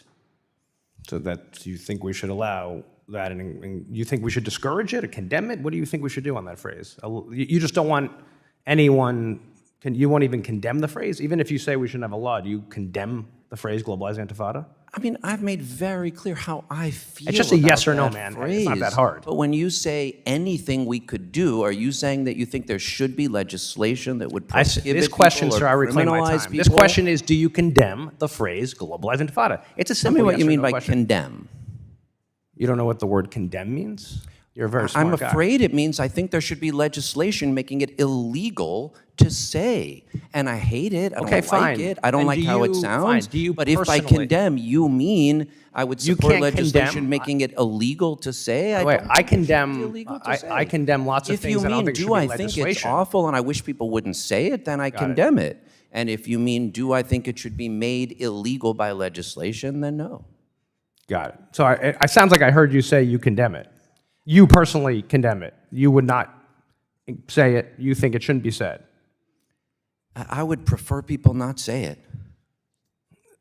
Okay. Mr. Lander, it's surprising you're advocating for free market policies and good corporate governance, which I support. Do you believe the government should be running grocery stores in New York City? I am supporting, as you know, Assemblymember Mamdani, and he is supporting 5 pilot grocery stores throughout the boroughs in order to address grocery store costs. So you think government-run stores exempt from property taxes and rent, you're not worried they're going to hurt small businesses like local grocery stores that are owned by longtime residents and immigrants and others? Because they have to compete with the government-run ones. I mean, we don't have enough information to know what the shape or the form of those stores would be and how competition would take place. I love my local bodega. I love my local grocery store. Yes, they are owned by immigrants. I want to see them thrive. Right, it'd be tough if they were competing against socialist-driven. But then we have many places in New York City that are food deserts and have no good grocery store providing decent, nutritious, affordable food. And in those places, I don't see any harm offering additional You could have options. incentives, like we've had incentives in other places to encourage. We have incentives. We have a program called the Fresh Program in New York City, which my office audited and found that it's a pretty ineffective incentive. Got it. But having the government going in to run a grocery store is what you think is the solution? In places where there currently are no grocery stores that are food deserts, what would be the harm?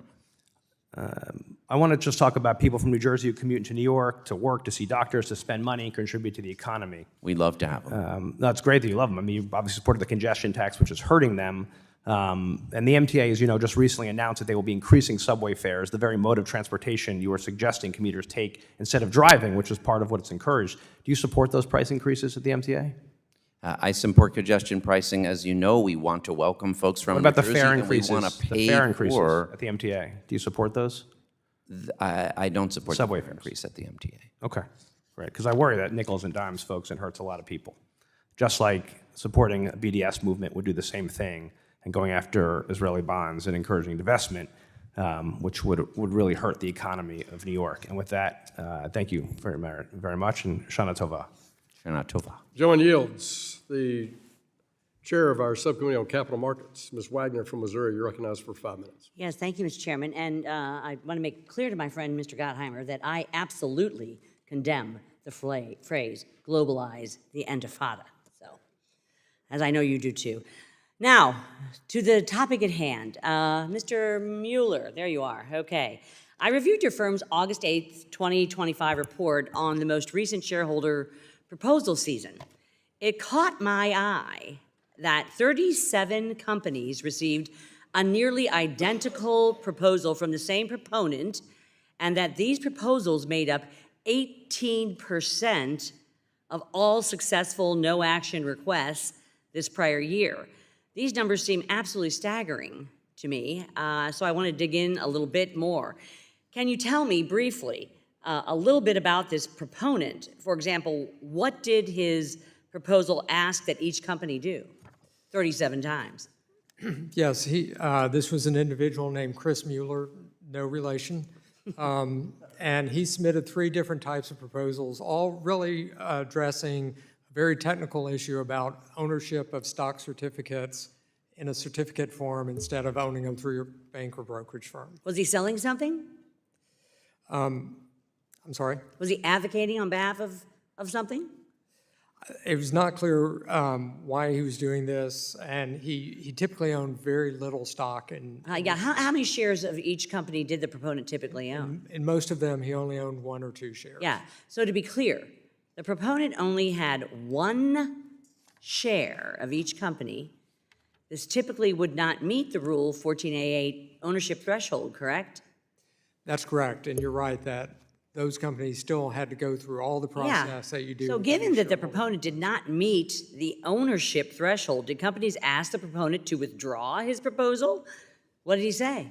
Yes, many of my clients did. We always try to negotiate and engage with the shareholder proponent, and typically his response was, well, if you do what I ask, then I'll withdraw my proposal.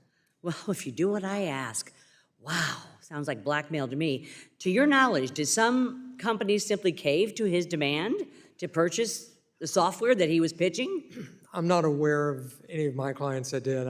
He did say that some companies did, but I don't. Some did, okay. There's no Glad none of transparency on that. your clients did, but some certainly have. If it was so clear that his proposal could be excluded, why did companies need to submit no action letters to the SEC? Because they did. And how do proxy advisory firms play a role in this? Yes, so the proxy advisory firms have, both of them have policies that if a company excludes a shareholder proposal from their proxy statement without having either a court opinion or an SEC no action letter, that they will view that as bad governance regardless of the circumstances, and will recommend votes against the directors. Well, while this is just one of many examples, it clearly demonstrates, Mr. Chairman, just how broken our shareholder proposal process is. And under this flawed system, companies are often forced to waste valuable time and resources fighting proposals that are irrelevant to the company's bottom line, hurting investors and workers alike. Mr. Mueller, in your firsthand experience dealing with activist proposals and the bureaucratic hurdles that they create, what changes do you think are necessary to fix this system and ensure that investors' interests are put first? Sure, there's a number of helpful proposals in the legislation, but raising the threshold that a shareholder has to meet. Certainly Mr. Landers has skin in the game, but not all of them do. Eliminating or raising the resubmission thresholds. And really, there's also a problem with just serial proponents. There are shareholder proponents that will drop a proposal at a company every year. It may not be the same proposal, but they're just after some other game. And I thank you, and I'm sure there's others, and I'd like you to submit them for the record. I'm proud to have my legislation, the Corporate Governance Examination Act, included as one of the bills the committee is considering in this hearing today. It requires the SEC to conduct a study at least every 5 years on the shareholder proposal and proxy processes. And this is then going to make sure that the process doesn't become unnecessarily politicized, and will help to inform both Congress and the SEC on changes that might be needed to ensure that we put investors first. I thank you, Mr. Chairman, and I yield back my time. Gentleman yields back. The gentleman from Florida, Mr. Donald, you're recognized for 5 minutes. Thank you, Chairman. It's good to be here. It was said earlier in this committee, actually a couple of things, that a lot of members were activists in their way to be coming to Capitol Hill. I was an activist locally in my community before I came to Capitol Hill. The thing we always advocated for was free markets, the United States Constitution, and we didn't want to have outside groups wielding this nefarious power to try to shift the very fabric of our capitalist system underneath our noses. And it looks like what these proxy advisory firms have been doing is that very thing. They've been using our system of free information as a way to shift the very nature of free market, competitive economics, and actually substitute that with nefarious countercultural, socialistic policies that are not in the best interest of the United States. ESG policy is very indicative of that fact. And so this is a hearing that, in my view, is long overdue. Mr. Copland, can you elaborate on how activists have hijacked the proxy proposal process to push left-wing ideology through corporations? Yes, a very small percentage of shareholders are introducing virtually all of these shareholder proposals. They're corporate gadflies. There's a guy, John Chevedden, who this year gave himself proposed 1/3 of all shareholder proposals. Then you've got social investing funds with an express purpose that's different from just maximizing share value, that introduce a lot of these proposals. And the other block are really labor-affiliated funds. They could be private labor unions like the Contractors Union. They could be public pension funds for public employees, such as the New York City funds that Comptroller Lander works on. And that's really who supports all these proposals. None of the other institutional investors that are simply focused on the markets do that. Now, some of them vote for them, in part because the proxy advisors are directing them to, telling them to, and they defer to those proxy advisors, or in part because they're passive index funds and they've been captured. They've gotten a little better in the last year, but they've historically gone for this. But they don't really have skin in the game in any of these companies because they're just mirroring the stock market. No, I agree with you, and I find like some of those funds, social impact funds, the performance is actually worse than funds that are actually looking for value, which is a detriment to the shareholders across the board. Mrs. Keel, do proxy advisory firms have fiduciary duties to the companies or shareholders that they are advising? They do not have any fiduciary duties to the companies that they are advising, and they're imposing these standards on and kind of an implicit threat to follow their regulations. Some of them, ISS does have a fiduciary duty to its clients because it's regulated under the Investment Advisor Act, but Glass Lewis is not.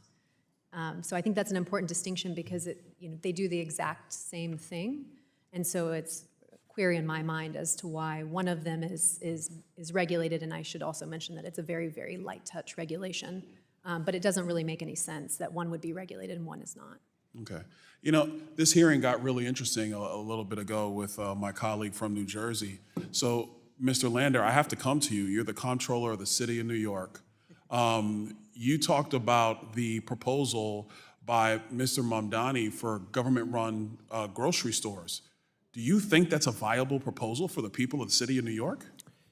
All around the country, there are quite a few places where there are publicly owned grocery stores designed to offer healthy, nutritious, affordable food in food deserts where people have no other options. That is working in red and blue states around the country. Mr. Lander, you do realize that these grocery stores have less product available. The food is not nearly as good. Some of them shut down. The standards in them are, quite frankly, disgusting.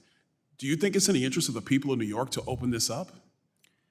By the way, I'm from Brooklyn, New York, so I've grown up in the city. I'm so glad to hear it. But if you grew up in low-income neighborhoods in Brooklyn, sir, you would see that in you Crown Heights, had. Brooklyn, a low-income neighborhood. Then you would have seen that many of the privately owned stores nearby had low quality and high prices. Out of the business of distributing food when I was a kid. The city of New York used to distribute food. They got out of that business. They did when I was a kid. We still provide a whole lot of free meals in our summer camp programs, in our after-school programs, and in our schools that an enormous number of low-income and working-class families rely on. That is government-distributed food. Should we cut it off? Last question for you. Can you condemn the phrase, Global Intifada. I made real clear, if you mean I don't think people should say you it, won't I condemn condemn it. it. If you want to So make you it won't against the condemn the law phrase. and send people You to won't jail condemn for the saying phrase. it, Gentleman's time I has don't. expired. This is why the city of New York is going down the toilet. I yield. it's doing great. Thank you. You should come Gentleman's back and time has visit. expired. Thank you.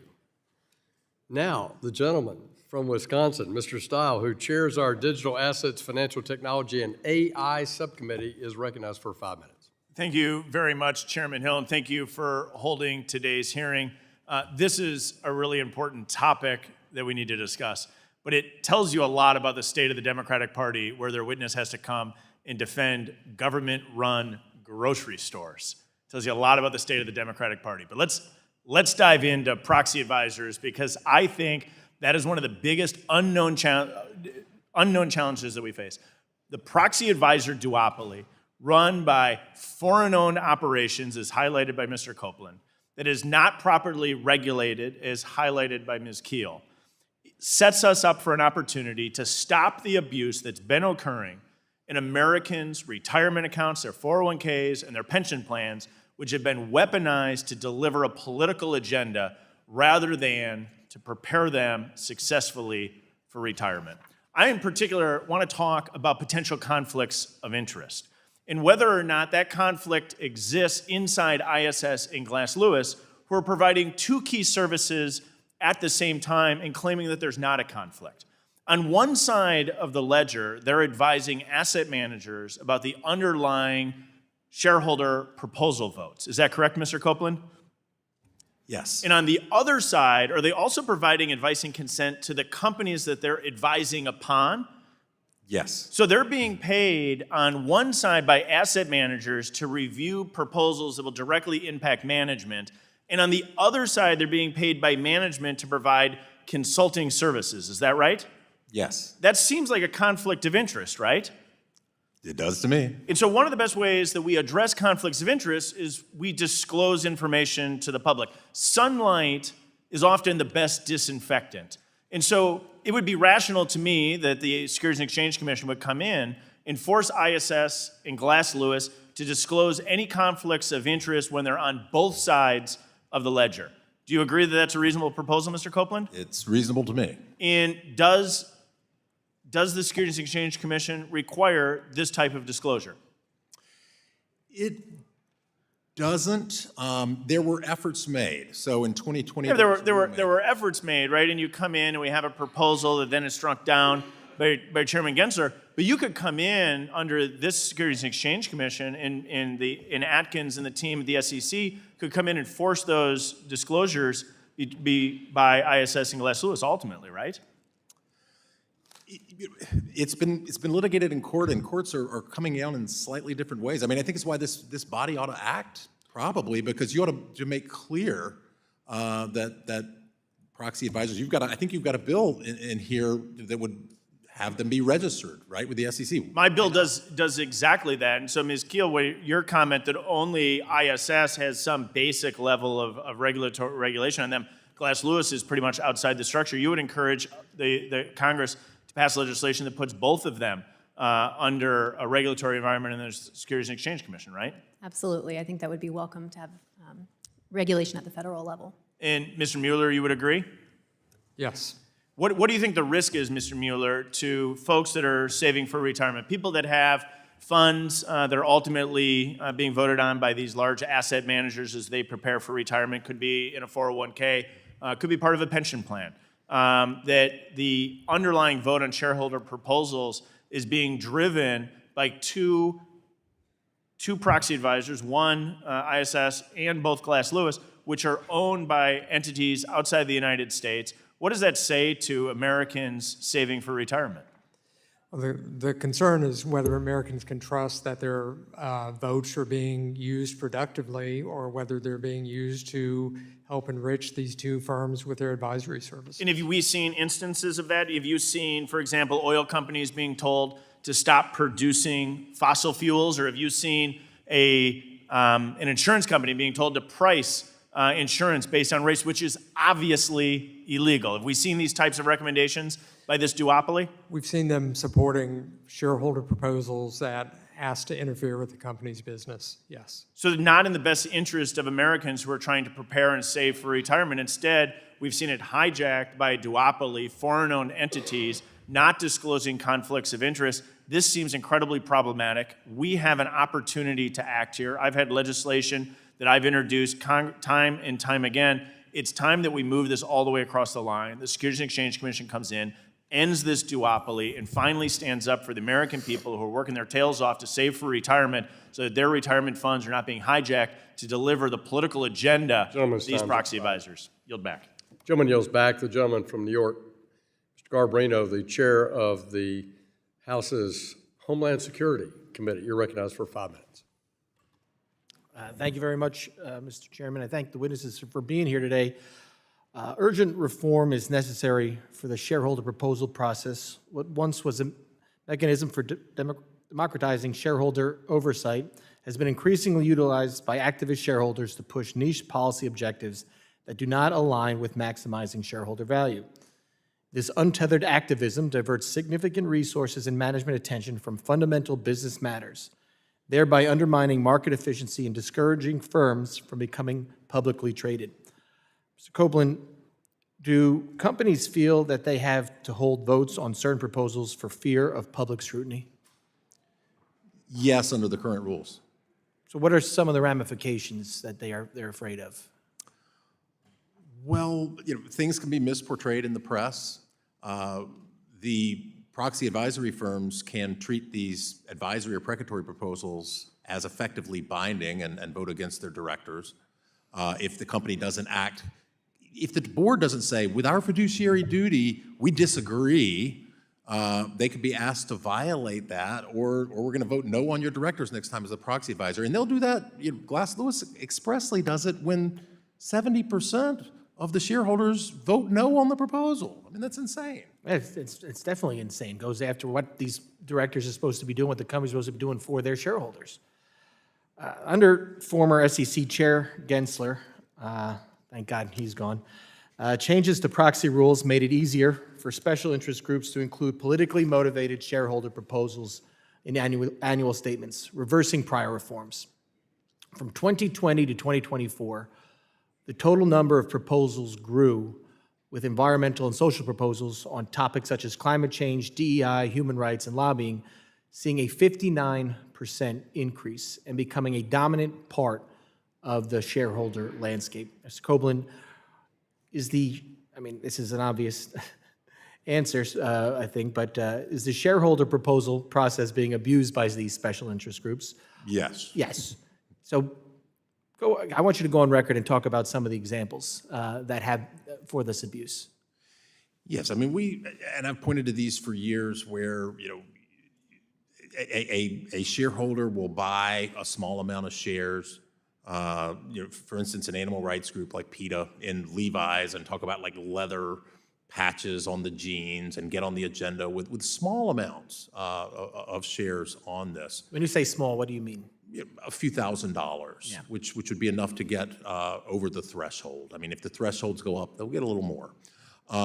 We actually found, we commissioned a study when Comptroller Lander's predecessor, Scott Stringer, launched his Boardroom Accountability Project, and really, I mean, as Representative Velasco said, the New York City pension funds have been playing politics for years with corporate proxies, but he really ratcheted up to another level. So we commissioned a study by Tracy Weidke at University of Tennessee and found not only a negative association in terms of share value with the environmental and social activism that public pension funds were engaging in, but we found they typically invested less relative to other companies in the companies they were engaging with. So they weren't really putting their money where their mouth was. They were buying enough stock in these companies, but not as much. So we've seen individual shareholders make a living out of this. I mean, the late Evelyn Davis was one of the early corporate gadflies. She used to make $600,000 a year selling a 12-page booklet to corporate CEOs, and you had to buy two, and she charged like $650 per booklet, basically because they wanted to stay in her good graces. They didn't want her to target them. I mean, it's rife with abuse. Absolutely, and what's even worse is I think a lot of these proposals, less than 30% of participation vote totals indicates that this is out of step with most shareholders. Switching gears a little, investment advisors rely on proxy advising firms to help meet their fiduciary duty by providing research, voting guidelines, and support for thousands of votes each year. While we can all acknowledge a need for reform, we must also take into account the costs that come with the legislations for advisors of all sizes. How can Congress, Mr. Copland, and regulators ensure reforms to preserve the independence and availability of these services without adding costs or barriers that impair advisors' abilities to vote for their clients? Well, I think the colloquy we had with Representative Stile a minute ago was instructive. I mean, I think they should be registered. I think they should have oversight. I think there should be disclosure. I think there should be disclosure on the institutional investor side if they're utilizing the services, certainly if they're robo-voting the services, if they're just deferring to the proxy advisors. All of these things could help. Thank you. I yield back. Thank you. Gentleman yields back. Gentleman from Wisconsin, Mr. Fitzgerald, you're recognized for 5 minutes. Thank you, Mr. Chair. I'd first like to ask unanimous consent to submit a letter titled Proxy Power and Proposal Abuse to the record. Without objection. Thank you, gentlemen, for being here, and Mrs. Ferrell Keel, thank you. Trying not to be redundant, but I wanted to go back to something and say it kind of just in black and white, and that is ISS and Glass Lewis leverage their control of the proxy advisory market to encourage U.S. companies to purchase their consulting services. That's happening. Creating that appearance and doing so, it may help to avoid the negative voting recommendations, but Mr. Mueller, in your experience working with public companies, what risks do you see when proxy advisory firms issue voting recommendations while also selling consulting and advocacy services?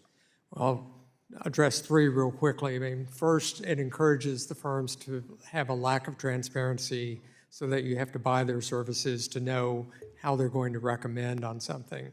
And it also encourages kind of a check-the-box approach by the proxy advisory firms, because they do maintain an ethical wall, but if both sides of that wall have the same checklist, then that wall doesn't matter. There's still a conflict of interest. And then, of course, shareholders and companies are the ones that are suffering from the votes.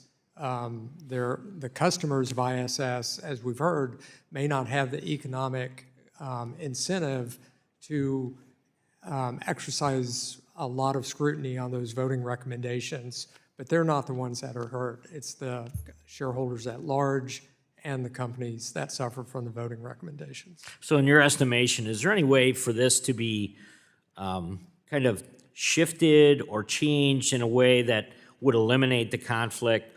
Or is the only way to really get rid of this the way we're addressing this with legislation, which is to simply sever the ability to do that, to get rid of the conflict?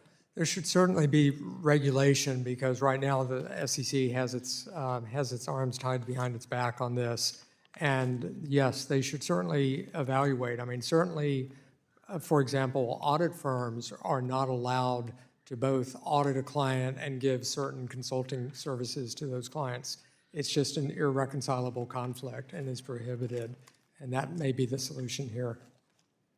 Mr. Copland, turning to you, based on your research and analysis of the shareholder proposal process, can you discuss how recurring or the duplicative proposals affect the efficiency and the clarity of the proxy materials that people are receiving very, very often and in a way that sometimes is nonchalant? It's simply mailed to them, and they're overwhelmed. Yeah, it's can be hard to figure out. I mean, if you've got two proposals on similar subject matter, are you going to really tease those apart well? And then what if shareholders vote yes on one and no on another, and it's sort of ambiguous, or there's conflicts? The recurring issue, because the resubmission thresholds have traditionally been so low, proponents can get these on the ballot year after year after year after year, and the proxy advisors take the odd position that if it fails year after year after year after year, and then one year it gets a majority, they've got to act on that, or we may vote against your directors, even though it could potentially flip back the next year. So it's kind of a mess. I didn't put much in this testimony about it, but I put a lot more in my 2016 testimony and in comment letters to the SEC in 2020 and 2022 on this issue, and they're all referenced in my written testimony. Yeah, so do you currently believe the thresholds for resubmitting the failed proposals, which is kind of a whole other area, you didn't get the outcome you wanted, so you simply bring it back again, maybe with different verbiage, right? Could be different words, could be the same verbiage. If it hits above those relatively modest thresholds, they can keep doing it year after year. So if you get a proxy advisory firm that likes it, it's going to stay on the ballot in perpetuity, effectively, even if people continue, even if the vast majority of shareholders vote against it year after year. Thank you, Chairman. I yield back. Gentleman yields back. The gentleman from Nebraska, the chair of our Housing and Insurance Subcommittee, Mr. Flood, you're recognized for 5 minutes. Thank you, Mr. Chairman. As we've talked about today, we have an increasingly alarming problem as it relates to shareholder proposals in this country. 62%, that's the number I want you to remember. In 2024, environmental and social proposals made up 62% of total shareholder proposals, according to a report from ISS Corporate. Think about that. More than 60% of shareholder proposals last year were related to environmental and social topics. That's a really staggering total, and it's one that should alarm everybody on this committee. We have activists treating public companies as their own personal forum for social and environmental change, and quite frankly, it's a waste of time, and it's a waste of money, and it's ultimately sucking productivity out of our economy and into organizations that seek to perpetuate endless social and cultural war in corporate America.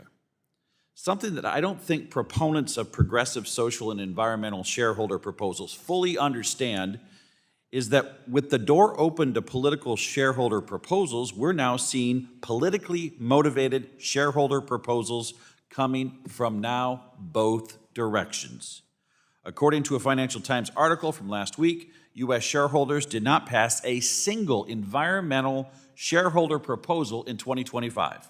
On the other hand, anti-ESG proposals are increasing in frequency.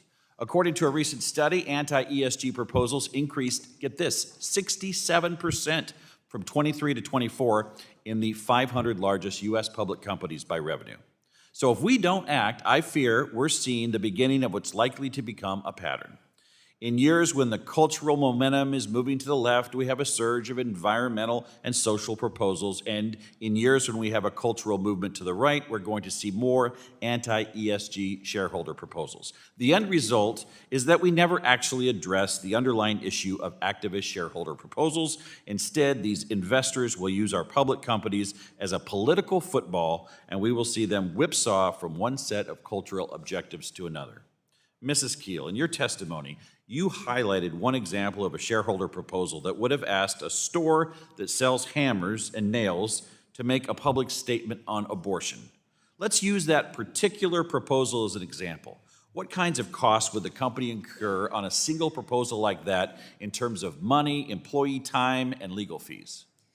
Sure. So when you think about how a company would analyze that coming in, they would have to think about their internal policies, procedures, how they're currently addressing these issues of healthcare with their own employees, what sort of information would they have to disclose with what this report is requesting of them. But I think the bigger point maybe is the intangible kind of cost, right, of taking a stance on something that is so polarizing and personal. And so they're being asked to come out and take a stance on something that employees, customers, suppliers, everyone's going to have a different view, and it really has nothing to do with the business. And so query why they're having to address it in their proxy statement. I appreciate that.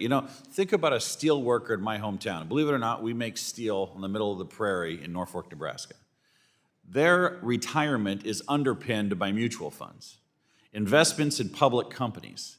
They go to work every day and they watch that balance, and they want to know that if America's booming, so are they. But instead, some activist shareholder gets in there and starts messing with that steel worker's future and their balance. And I think you make a very good point there. I think it's important to highlight these are frivolous proposals that are not victimless, and they aren't costless. These activists are using our capital markets to play these games.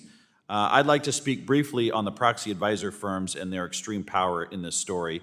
In an article recently published by the Financial Times, I was struck by a quote about the proxy advisor firm ISS. Mark Lindsay of Jasper Street, which is a firm that advises public companies or shareholder proposals, said the following when asked why 0 environmental shareholder proposals passed this year. He said, quote, "Every environmental proposal that has passed had ISS as a supporter, and this year, no proposals have ISS as a supporter." Mr. Copland, can you speak to the weight of an ISS recommendation in the result of shareholder proposals? Studies vary on it. We did one in 2012, and what we found using the data set we were looking at was that an ISS recommendation was about a 15 percentage point bump in favor of a shareholder proposal. I've seen higher estimates, I've seen lower estimates. It probably depends a lot on company size in terms of how much delegation to ISS there'd be on the part of the institutional investors. I appreciate that, and with that, I yield back. Gentleman yields back. Gentleman from Indiana, Mr. Stutzman, you're recognized for 5 minutes. Thank you, Mr. Chairman. The shareholder proposal process we're discussing today was originally designed to give investors a voice in the companies they are shareholders of. But today, the process has been hijacked. A small group of activists will buy just enough shares to qualify under the law, then flood companies with radical social and political proposals that have nothing to do with profits, jobs, or innovation. Instead, they force businesses into costly and divisive debates on things like climate change, DEI, abortion, and gender ideology. And it's not just companies on Wall Street in the crosshairs. It's businesses across the country, including those in Indiana, that are targets as well. Cummins, headquartered in Columbus, Indiana, was the target of a resolution demanding that it tie its executive pay to unrealistic climate targets that would destroy its business.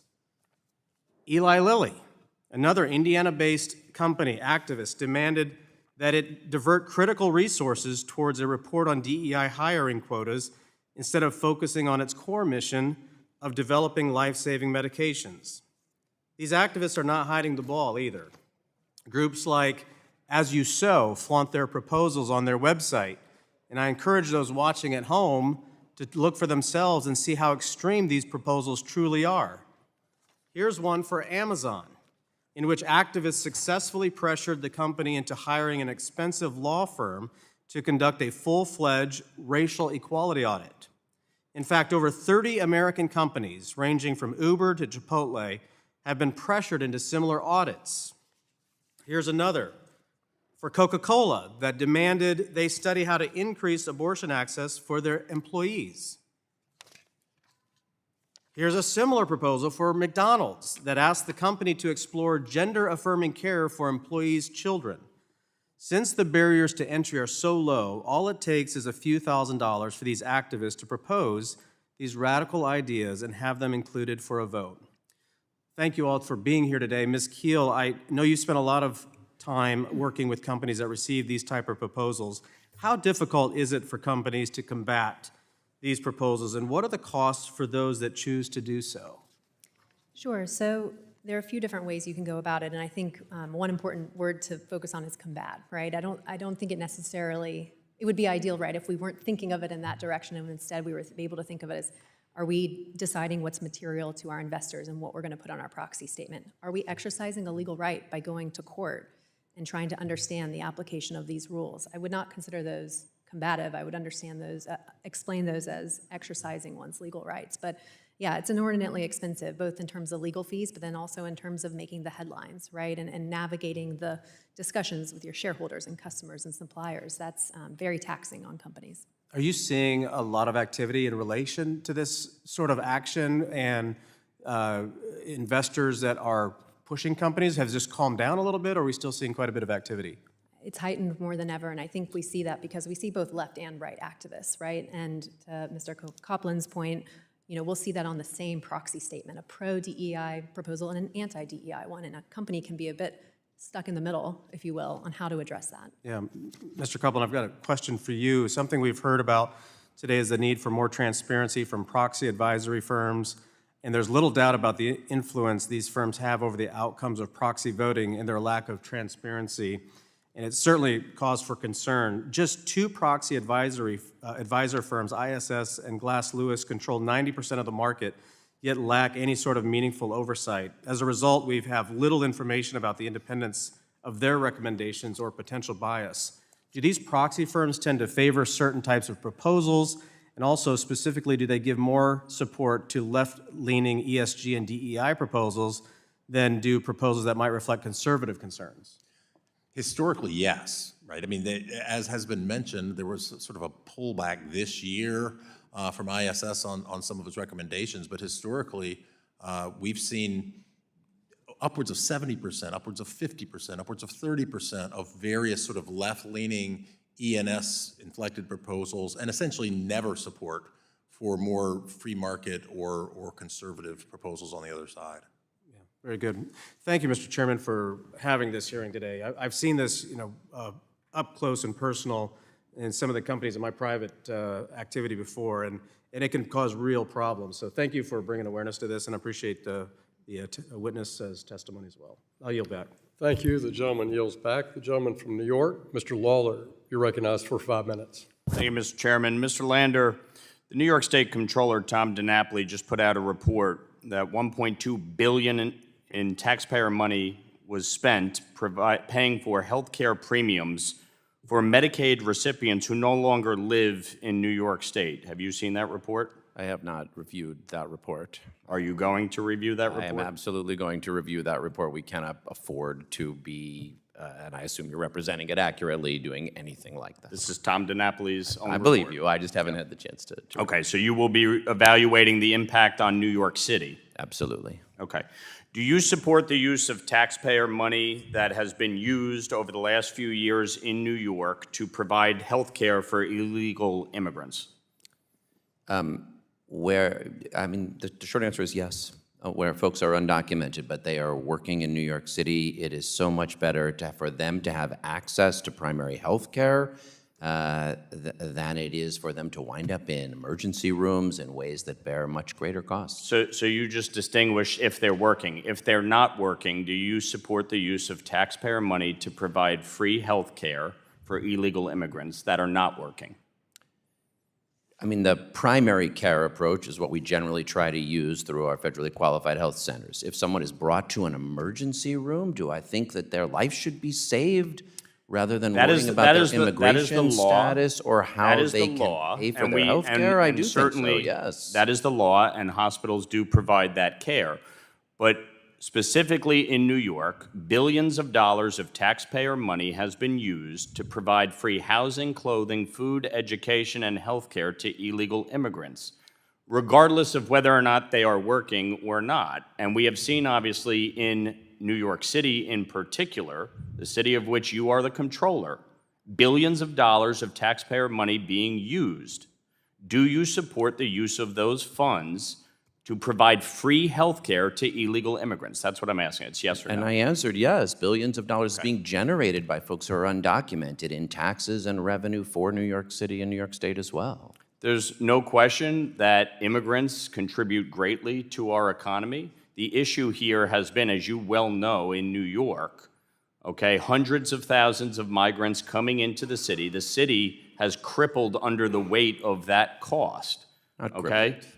Those are the words of the mayor. Those are the words of elected officials. I have financial oversight, I can tell you. Those are the words that of the each elected year officials in New York City, that New York City voters duly elected. Now, you called yourself in 2016 a Brooklyn Jewish Democratic Socialist. And so my question to you is... in that article, just to be clear. My question to you is, what is your relationship with the Working Families Party of New York and the Democratic Socialists of America New York City chapter? Of the Working Families Party, I am a member and a donor. Of the Democratic Socialists of America, I am not a member or a donor. Do you support the DSA of New York City? I'm not a member or a donor to the DSA of New York City. There is a lot of overlap between the DSA of New York City and the WFP of New York. Do you support the work of the DSA of New York City? There are things they have proposed that I have supported, like raising the minimum wage, and there are things they have proposed that I do not support, like BDS. Okay.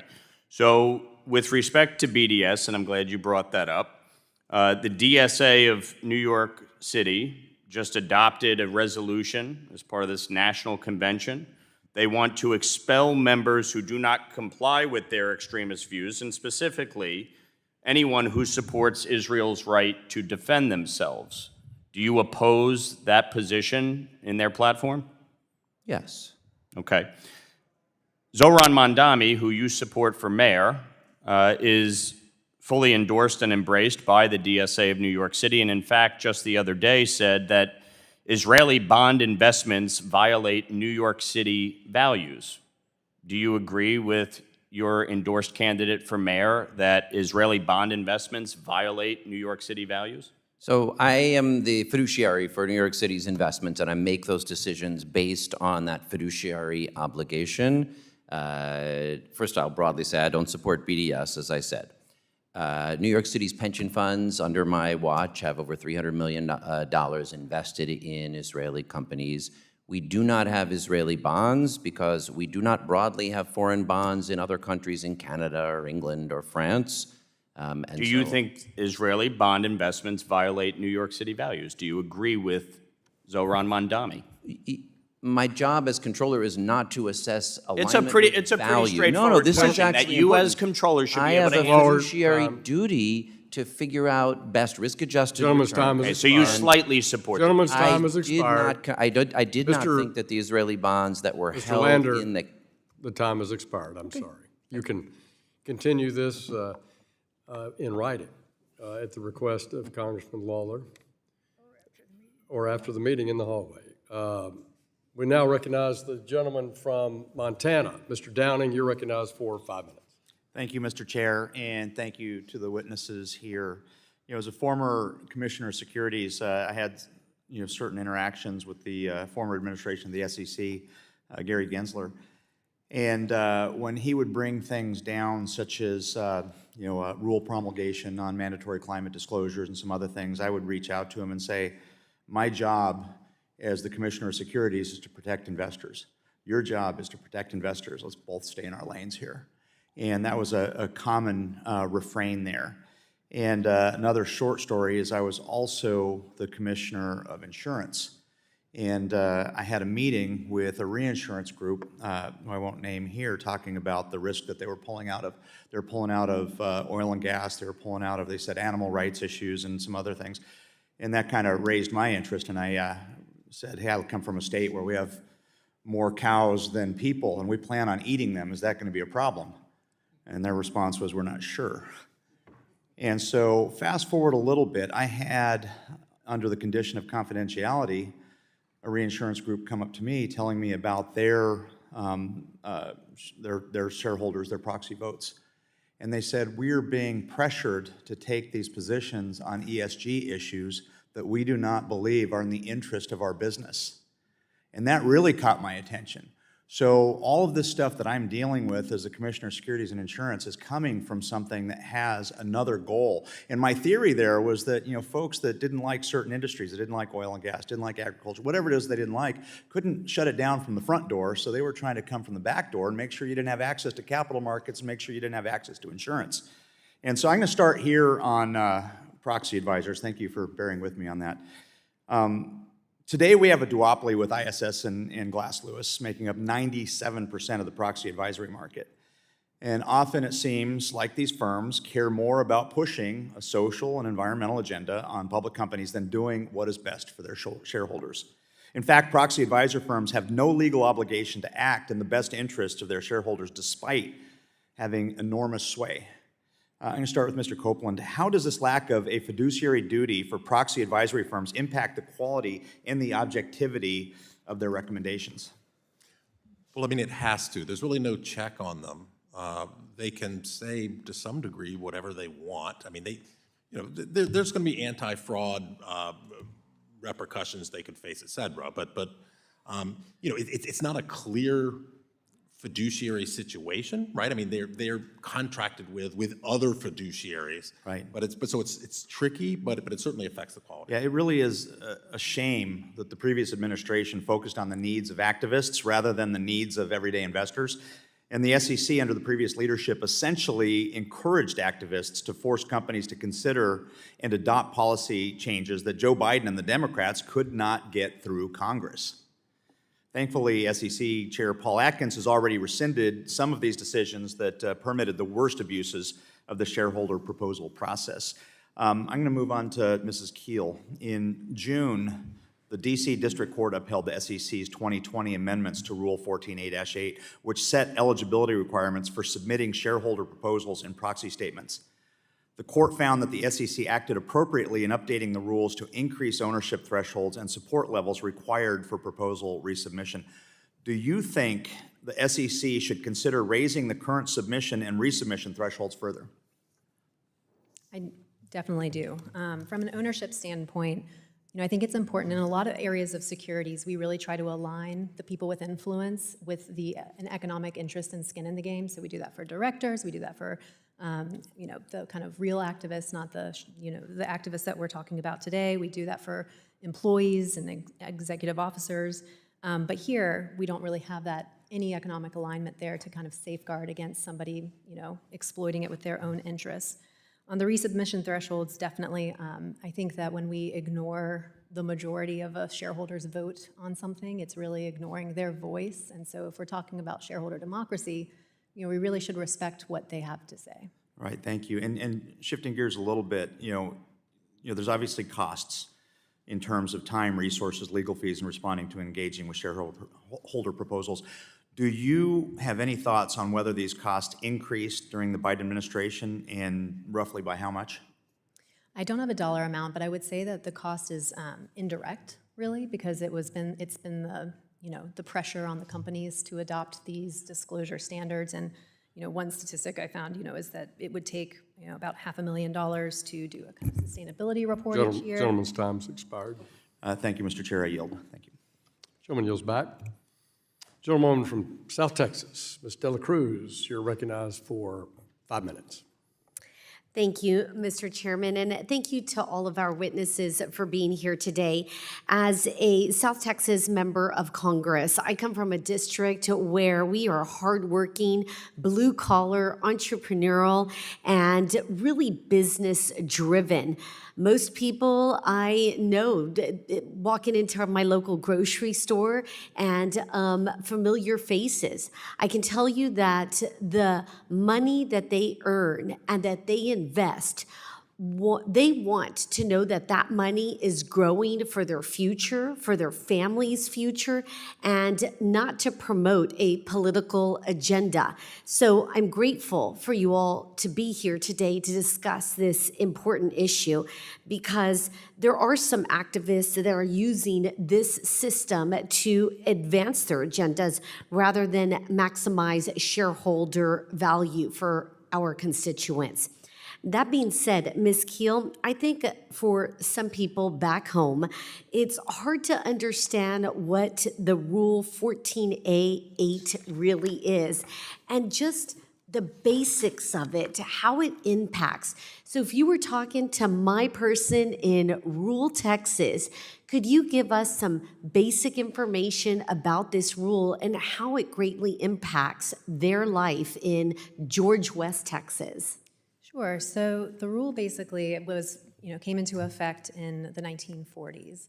And the purpose of it was to bring matters of concern to their fellow stockholders. So it's meant to have stockholders have access, to management. But over the years, what we've seen is that it's not really bringing matters of concern to their fellow stockholders. It's bringing matters that are concerning to them and, very narrowly just them. So right now, we'll see lots of shareholder activists from both the left and the right will submit proposals relating to all sorts of issues. Some are governance, some are compensation, and then we have a lot of proposals on what we call the E and the S, so the environmental and the social. And those are going to be addressing highly politicized topics that reasonable minds can certainly disagree on. And so once they submit those to a company will be obligated to consider that and put it on its proxy statement unless it decides to exclude it. And then there's an entire process for going through that process. So you mentioned that these are activists from the far right and the far left, that there is an issue here that we need to address, and that issue needs to be rational guardrails to put in place. So this should really not even be a partisan issue. This should be a common sense issue. What guardrails could you share with my constituents listening today that would be very effective? Sure. The simplest one is really a threshold of ownership, right? To ensure that there's some sort of alignment, that somebody is not just buying $2,000 worth of stock, which is not to say that that's not a lot of money, but to be able to influence the policy of a Fortune 500 company for that amount there's a big gulf there. So I think that that's what would be the most important thing, is that they, as shareholders in the pension funds, the 401ks that they've worked so hard with, they want people to be bringing proposals of value to the stockholders, that they can consider interesting ideas, not ideological agendas that are narrowly, sometimes tenuously would be maybe a generous word, connected to a company. So what I hear is ownership is vital to having a voice and putting your opinion into the agenda and into the future proposals. Is that correct? Yes. Now, thank you. I thought that your written testimony, especially your explanation on the company intake and response process to shareholder proposals, was helpful in showing just how costly and time-consuming they can be. Can you please briefly walk us through this response process? Sure. When someone gets a proposal, first they're going to say if they've ever actually already addressed it. In many instances, they will have already considered it. But if not, they're going to really have to think, a company will have to think about how it could impact the company. A lot of potential harms here: legal privilege, disclosing confidential information, disclosing strategies, disclosing sensitive information for employees. Sometimes it won't even be legal, right? So they have to analyze that. And then they have to analyze whether it would harm the business or whether there would be a cost benefit, having to understand what that connection is and whether it merits the investment. Thank you. I yield back. The gentlewoman yields back. I want to thank our panel for their testimony today, for the great interaction with all of our members on both sides of the aisle. Without objection, all members will have 5 legislative days to submit additional written questions to the witnesses to the chair. The questions will be forwarded to the witnesses for your response. Witnesses, we invite you to respond no later than October 15th of 2025. This hearing is adjourned.